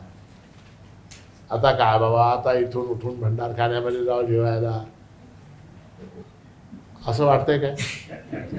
असं वाटत। आता काय बाबा, आता पुन्हा देवळात जाऊ, पुन्हा भजन, हे वाटत। आलस, जाड। आत्ता जेवण झालं तर रात्री 7 वाजता जेवण झालं की 8 वाजता पुन्हा भजन, आलस। आलस्यम ही मनुष्याणाम शरीरस्थो महान रिपुः कहा जाता है। आलस्य जो है वो मनुष्य के शरीर में रहने वाला सबसे बड़ा शत्रु है, सबसे बड़ा शत्रु है। हमको पुराने जमाने में थोड़ा सा याद कीजिए, आज से 25 साल क्या 30-40 साल पहले घरों के अंदर महिलाओं को कितने काम होते थे? पानी भरना, नल वगैरह कहाँ, बंबई पुणे वगैरह बड़ी सिटियों में थे। हमारे छोटे जगह में क्या, कुएं से, बावड़ी से, रस्सी से पानी खींचना, पानी बावड़ी से खींचना, सिर के ऊपर घड़ों में लेके आना नदी से वगैरह। ठीक है, कपड़े धोना, कपड़े धोना, मिर्ची मसाला वगैरह सब पीसना है तो मुसल से, उखड़ा उखड़ा, वो चटनी बनानी है तो पत्थर से, उसको क्या बोलते हैं, उसको पाटा बरवंटा, है। खाना बनाना है तो चूल्हे में उफ उफ उफ, आंखों से पानी बहे, उफ उफ उफ उफ करना, खाना बनाना धुएं से चूल्हे के ऊपर। ये सारे काम थे, सारे काम थे। अब क्या हो गया है, अब जो है रिमोट कंट्रोल है सब तरफ। वॉशिंग मशीन के अंदर कपड़े डाल दिया, बटन दबा दिया, वो अपने आप धो लेती, बटन दबा दिया पानी आ जाता, बटन वो राइस कुकर जो है रख दिया, वो सीटी बजा के अपने आप बोल देता हो गया, चावल बन गया। ठीक है, गिर करके घुमा दिया, चटनी बन गई, गिर करके घुमा दिया, मसाला बन गया, गिर करके घुमा दिया, कुछ बन गया। अब सारा कुछ क्या हो गया, ऑटोमेटिक हो गया। ऑटोमेटिक होने से क्या हो गया कि शरीर जो है फिर वो आराम का आदि हो गया, आराम का आदि हो गया। फिर क्या, वो स्थूल होने लगा, फिर वो मोटा होने लगा, और फिर क्या, फिर वो वेट लॉस का प्रोग्राम। तप करना चुका नहीं, तप तो करना ही है। चाहे आप कुएं से पानी खींचो, चाहे आप उखड़ मुसड़ लेके मसाला कूटो, या पत्थर से चटनी बनाओ, हाँ, या चूल्हे के ऊपर भोजन बनाओ, ये तप है। ये नहीं करना है तो वो करो, कौन सा वाला, एक आठवडा फक्त बेलपत्रीचा रस पिऊन राहायचं। तप तो करना ही है। तो आलस्यम ही मनुष्याणाम शरीरस्थो महान रिपुः। पुरुषों को भी ऐसा ही होगा। पुराने तुम्ही काय होतं, मी इकडचे उदाहरण देतो, तुम्ही फार खुश होता म्हणून मला काय बैलेंस करावं लागतं। पहले क्या था, पहले ऑफिस जाते थे लोग, पैदल जाते थे, हाँ, पैदल जाते थे। अब क्या ट्रुर्र करके हाँ? उससे क्या वेट बढ़ गया, फिर उसके बाद क्या, वो मोटरसाइकिल पे बैठ के ऑफिस जाके, मोटरसाइकिल पे बैठ के ऑफिस से आके मोटरसाइकिल घर में रख के वॉकिंग कर। ह्याला शहाणं म्हणावं की वेडं म्हणावं? हा? मोटरसायकलवर जा, ऑफिसला जायचं, परत यायचं, मोटरसायकल घरात ठेवायची, पुन्हा वॉकिंगला जायचं, म्हणजे काय अर्थ काय मला समजत नाही। असो, तो हमारे यहाँ जो धार्मिक आचरण है तप के अंदर एक बहुत बड़ा एक साधन है प्रदक्षिणा। प्रदक्षिणा किसी भी मंदिर में हम जो प्रदक्षिणा करते हैं वो एक तप है एक प्रकार। उसमें क्या है, शरीर को कष्ट है, शरीर को कष्ट है, ठीक है।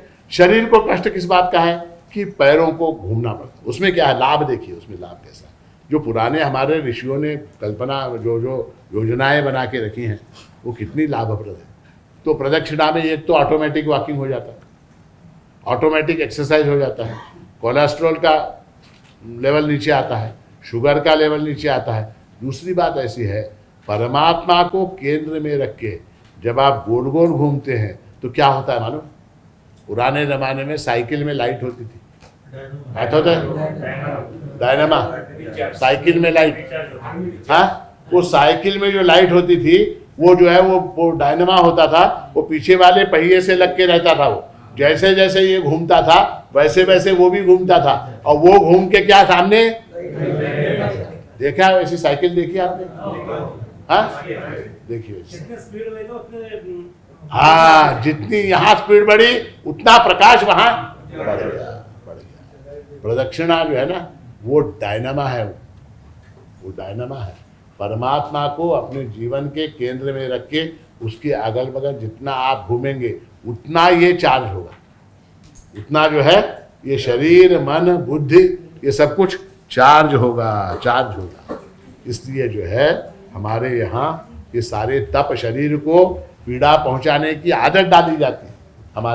हमारे यहाँ कहा जाता है कि कोई भी कर्म है, धार्मिक कर्म है, वो जब तक समाप्त ना हो तब तक खाना नहीं खाना चाहिए, तब तक उपवास रहना चाहिए। क्यों? शरीर को आदत डालने के। एकादशी के दिन नहीं खाना चाहिए, शिवरात्रि के दिन नहीं खाना चाहिए। क्यों?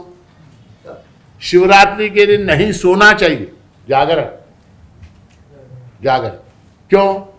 तप है, वो शरीर को आदत डालनी है, शरीर को आदत डालनी है। ऐसा है, इसमें कहा गया देवद्विज गुरु प्राज्ञ पूजनम। शारीर तप के अंदर क्या क्या आता है? देव, द्विज, गुरु और प्राज्ञ, इनका पूजन। देव यानी देवता, गुरु यानी गुरु, द्विज यानी ब्राह्मण, प्राज्ञ यानी ज्ञानी। ये अगर सामने दिखे तो उनको क्या करना चाहिए? नमस्कार करना चाहिए, उनकी पूजा करनी चाहिए। हम लोग क्या करते हैं, मोटरसाइकिल से जाते वक्त, ऑटो में जाते वक्त, कार में जाते वक्त, हाँ, यहाँ से सड़क से गुजर रहे वाली, यहाँ से गुजर, रास्ते में प्रभु मंदिर दिख गया,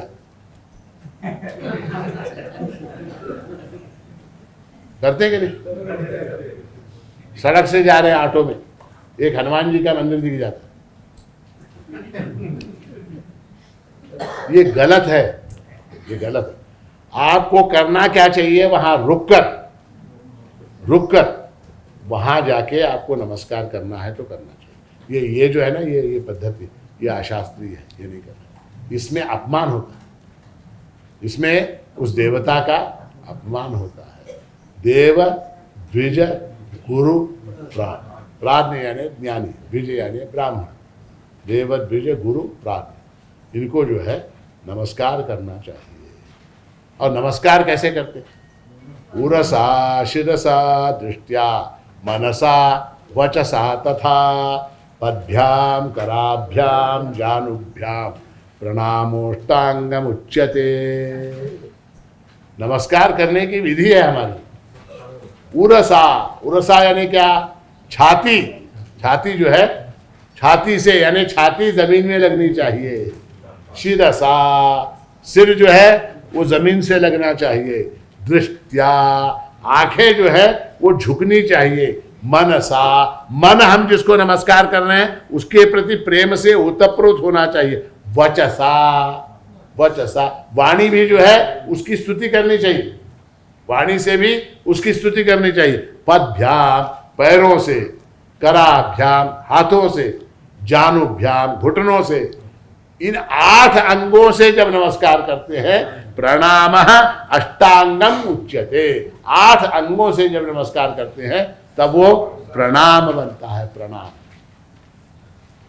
और मुख्य बात है, मुख्य बात यह है, नमस्कार जब करते हैं तो ये झुकता है, ये, इसके अंदर 5 ज्ञानेंद्रियां हैं, आंख, नाक, कान, त्वचा, जिह्वा, सारी 5 ज्ञानेंद्रियां इस एक खोपड़ी के अंदर है। ये खोपड़ी जब झुकती है, ये खोपड़ी जब झुकती है तो इसके अंदर जो काम, क्रोध, लोभ, मोह, मत्सर, ईर्ष्या, अज्ञान वगैरह जो है वो झुकने के बाद क्या हो जाता है, समाप्त हो जाता है, खाली हो जाता है। और जब वो पुनः उठता है तो वहां जो है उसको लेकर उठता है, प्रभु के चरणों में जो है उसको लेके उठता है। बावड़ी में से पानी निकाला कभी? कोणालय आठवण नहीं पाओ पानी फोरा वो जो फोरा होता है उसको झुकाते हैं, उसको झुका के उसको ऐसे करके फिर निकालते हैं। जब ऐसे करके निकालते हैं तो क्या आता है? पानी आता है।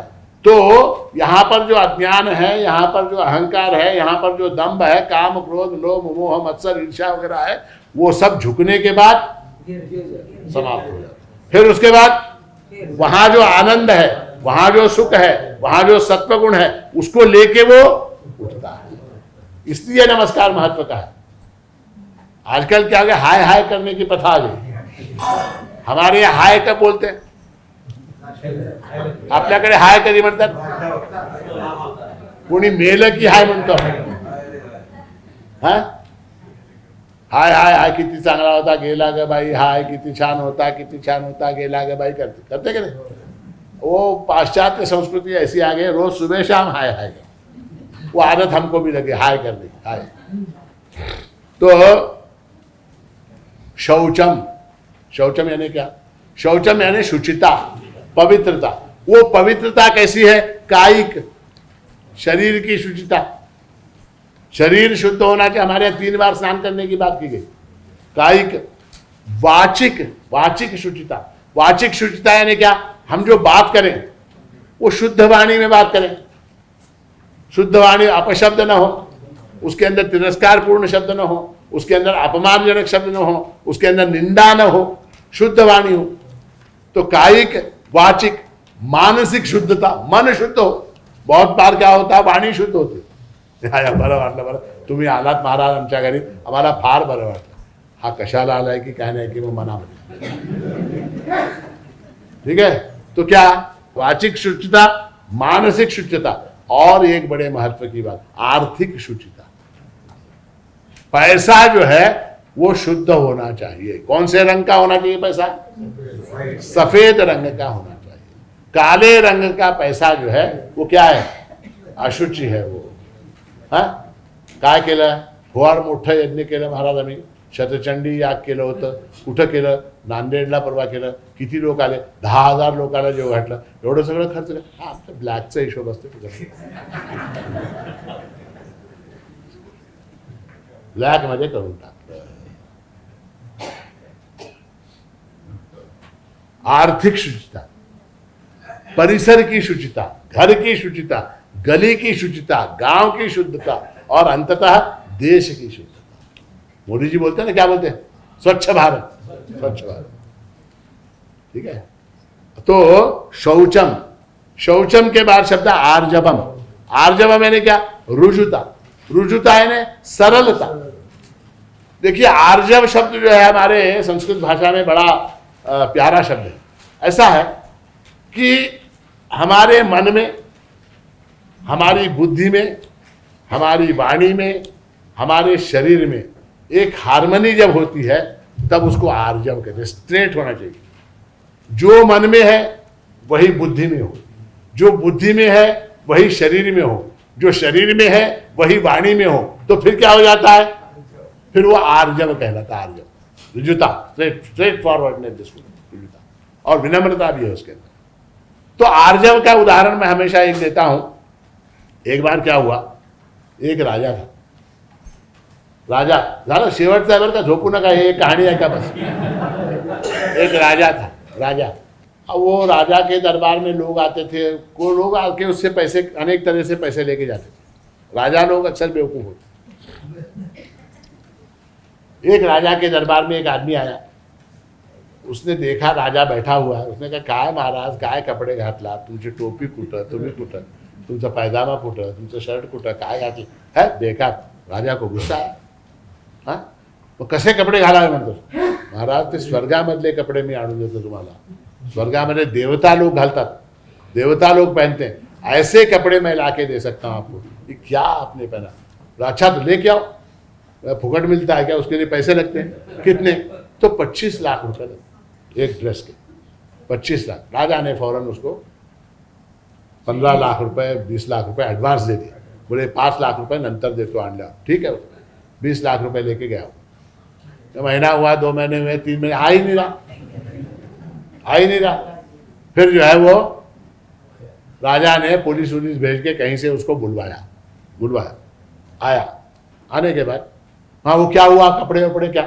हाँ महाराज लेके आया। तो वो 5 लाख रुपए जो बैलेंस है वो पेमेंट कर दीजिए, मैं दे देता हूँ। राजा ने कहा ठीक है, दे दो, उसको 5 लाख दे दो। 5 लाख दे, टोटल 25 लाख का पेमेंट उसने लेके बांध लिया।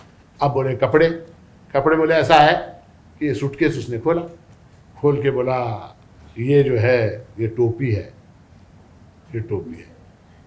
किसी को दिखाई नहीं दे रही टोपी, ये टोपी है। बोला ऐसा है, ये स्वर्ग में देवता लोग पहनते हैं, ऐसी टोपी है, और ये टोपी केवल उन लोगों को दिखाई देती है जो अपनी बाप की औलाद है। जैसे ही उसने कहा काय टोपी है, सब लोग तारीफ कर रहे, क्या टोपी है। बोलते ही वो टोपी जो है उसने राजा को बोले ती काढून टाका, इतली पृथ्वीवरची टोपी कामात नाही, ही धारण करा। तो ये टोपी उसने दी, ये टोपी। फिर उसके बाद बोला ये ऐसे निकाला उसने, हाँ अंगरखा है, शर्ट। सब लोग दरबार में, कुछ नहीं वहां पर, शर्ट। लोग दरबार में क्या, क्या कपड़ा है, क्या उसका टेक्सचर है, क्या उसका कलर है, क्या उसका क्या बॉर्डर है, उसकी लाइनिंग देखो, उसकी बटन्स देखो, उसका वो देखो, तारीफ कर रहे लोग सब। तो राजा भी क्या कहते, सभा में तारीफ कर रहे। तो इसने कहा राजा साहब ने शर्ट काढ़ा, हे गाला, वो शर्ट जो है उसने निकाला, शर्ट निकाल के ये वाला शर्ट। उसके बाद बोला ये पैजामा,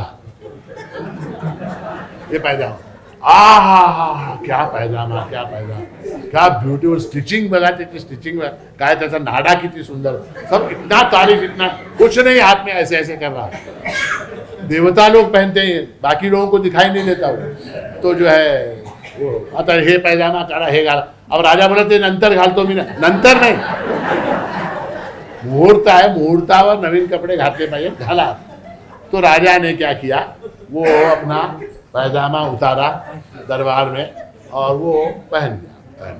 अब बोला ऐसा है कि देवता लोगों के वस्त्र पहनने के बाद एक परंपरा है, देव दर्शन के लिए जुलूस के साथ जाने की परंपरा थी। मिरवणुकीने देव दर्शनाला जावं। बुलाओ, हाती बुलाओ, घोडा बुलाओ, नको राजा बोला नको, आपण मंगळवारी जाऊया, गुरुवारी जा, आज नको, नाही, तसं कसं, ते देवाचे कपडे घातल्यावर जावंच लागतं देवाच्या दर्शनाला। आता काय करावं, ठीक है, अब जो है हाथी घोड़ा वो सब मंगाया गया, जुलूस, बैंड, पुलिस बैंड, वो बैंड, ये जुलूस लग गया। राजा जो है हाथी के ऊपर बैठा और अनाउंसमेंट पहले से ही कर दिया गया था, आज महाराजांनी काय देवाचे वस्त्र, स्वर्गाहून आणलेले वस्त्र घातलेले आहेत आणि ते फक्त त्यालाच दिसतात जो आपल्या बापाची औलाद आहे, त्याला दिसतात, इतरांना ते कपडे दिसत नाही। अनाउंसमेंट हो गया। तो अब गांव के, शहर के लोग, राजधानी के लोग वो बालकनी में खड़े, ओहो क्या टोपी है, ओहो क्या पैंट है, क्या पैजामा है, क्या शर्ट है, तारीफ कर रहे, तारीफ, बहुत से लोग तारीफ कर रहे। उस भीड़ में एक लड़का गांव का एक छोटा बच्चा, उसको लेके उसका बाप आया था जुलूस देखने के लिए, वो भी देख रहा ऐसे करके, देख राजा बघ देवाचे कपडे घातला, किती सुंदर दिसू लागला, टोपी बघ त्याची किती हिरवी आहे वगैरे. बच्चा घ्या बाबा काहीतरी, राजा नागरा है,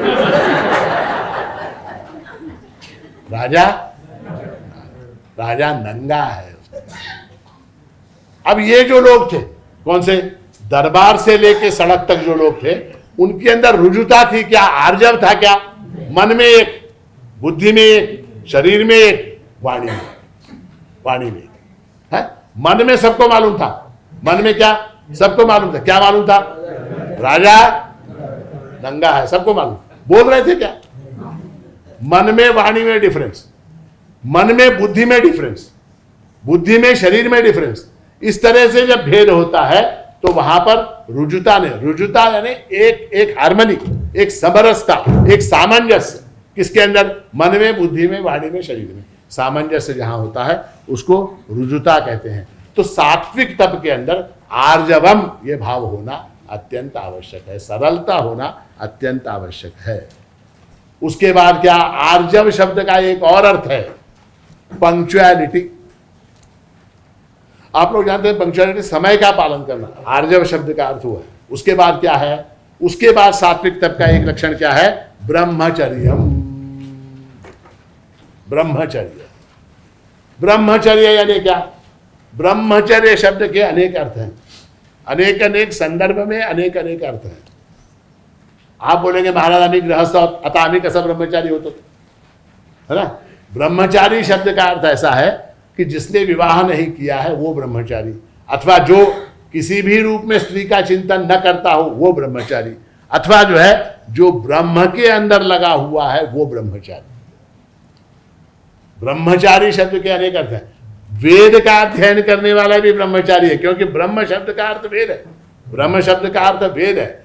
वेद का अध्ययन करने वाला भी ब्रह्मचारी, ब्रह्म का चिंतन करने वाला भी ब्रह्मचारी. ठीक है. स्त्री से दूर रहने वाला, स्त्री संग न करने वाला भी ब्रह्मचारी, जिसका विवाह संस्कार नहीं हुआ वो भी ब्रह्मचारी. तो ब्रह्मचारी शब्द के अनेक अर्थ हैं. यहां जो अपेक्षित अर्थ है भगवान को, ब्रह्मचर्यम यानी क्या, वो ब्रह्म से लगा हुआ, जुड़ा हुआ होना चाहिए. ब्रह्मचर्य यानी क्या, ब्रह्म के प्रति, परमात्मा के प्रति जो सतत जो है लगा हुआ है, जो सतत ऑनलाइन है, जुड़ा हुआ है परमात्मा से, ऐसा व्यक्ति ब्रह्मचारी है. भगवान श्री कृष्णाला एक 16,108 नारी बघून तरी सुद्धा ब्रह्मचारी होते थे. ठीक आहे. तेच ना, जो सतत ब्रह्म से लगा हुआ है वो ब्रह्मचारी. नारी किती आहे त्याला संबंध नाही. तर ब्रह्मचर्याला नारीला काही संबंध नाही. ह्या अर्थात, ह्या अर्थामध्ये वो है ना, दुर्वासा ऋषि की जो कथा है उसमें भगवान कहते हैं अगर मैं ब्रह्मचारी हूं तो ये नदी रास्ता दे देगी, ऐसी कथा है भागवत में. भागवत में कथा है, अगर मैं ब्रह्मचारी हूं तो ये नदी जो है रास्ता दे देगी, और नदी ने रास्ता दे दिया, नदी ने रास्ता, ऐसी कथा है. तो वहां शपथ पूर्वक भगवान ने अपने ब्रह्मचर्य की घोषणा की. इनका प्रश्न यह है कि 16,000 स्त्रियां थी, वो कैसे ब्रह्मचारी. तो ऐसा है, ब्रह्म शब्द का अर्थ परमात्मा है, जिसका ध्यान सतत परमात्मा में लगा हुआ है वो ब्रह्मचारी. उसकी स्त्रियां 16 हैं, 1600 हैं या 16,000 हैं, इससे कोई मतलब नहीं. हाँ, एक अर्थ ये होता है जो स्त्री संग नहीं करता वो ब्रह्मचारी, अथवा जिसका विवाह नहीं. अनेक अर्थ है. परमात्मा के संदर्भ में, भगवान श्री कृष्ण के संदर्भ में जो ब्रह्मचर्य शब्द है, और इस श्लोक के अंदर जो ब्रह्मचर्य शब्द आया है, उसका संबंध क्या है, ब्रह्म से सतत अनुसंधान रखने वाला जो है वो ब्रह्मचारी. तो सात्विक तप के अंदर ब्रह्मचर्यम, ब्रह्मचर्य में क्या, परमात्मा का सतत अनुचिंतन होना चाहिए. और अंतिम बात क्या, अहिंसा. अहिंसा, अहिंसा भी जो है 4 प्रकार की, 3 प्रकार की होती है, कायिक, वाचिक, मानसिक. कायिक अहिंसा यानी क्या, किसी को शरीर से पीड़ा न पहुंचाना, किसी को शरीर से पीड़ा न पहुंचाना, ये कायिक अहिंसा है. वाचिक अहिंसा यानी क्या, वाणी के द्वारा किसी का अपमान न करना, किसी का निंदा न, किसी की निंदा न करना, किसी को पीड़ा न पहुंचाना, ये क्या है, वाचिक अहिंसा है. और मानसिक अहिंसा क्या है, सोचना भी नहीं है किसी के बारे में, किसी के बारे में बुरा हो ऐसा सोचना भी नहीं है, वो क्या है, वो मानसिक है, मानसिक अहिंसा है. वो इसका भारूड की बात कर रहे थे ना, नणदेचं किरकिर करते, करू देऊ दे त्याला, हाँ सासू माझी किरकिर करती, बोड़की कर दे तिला, ये जो है ना, तो ये क्या मानसिक, मतलब मानसिक हिंसा है, मानसिक हिंसा है। तो मानसिक यानी इसका बुरा हो ऐसा न सोचना भी जो है वो मानसिक अहिंसा है। तो इसलिए जो है इसके अंदर, किसके अंदर, सात्विक तप के अंदर, सात्विक तप के अंदर 6 विभाग हैं। पहला क्या, कायिक, दूसरा क्या, वाचिक, तीसरा कौन सा, मानसिक, उसके बाद सात्विक, उसके बाद राजसिक, उसके बाद तामसिक। इस तपों में कायिक तप का वर्णन हमने आज किया, कायिक तप का वर्णन किया, जिसके अंदर देव द्विज गुरु प्राज्ञ पूजनम, और उसके बाद जो है शौचम, आर्जवम और ब्रह्मचर्यम, अहिंसा, इन बातों के बारे में हमने सोचा। अब कल हम जो है वाचिक तप का विषय लेंगे, और कल मेरे ख्याल से वाचिक तप, मानसिक तप और सात्विक, राजसिक, तामसिक, ये 5 श्लोक कल समाप्त करेंगे। इस आशा के साथ मैं जो है इस प्रवचन को यहाँ विराम देता हूँ। अब इसके बाद आप लोग भोजन करेंगे। रात्रि के भोजन के पश्चात 8 साढ़े 8 बजे मंदिर में भजन प्रवचन का कार्यक्रम होगा। अवधूत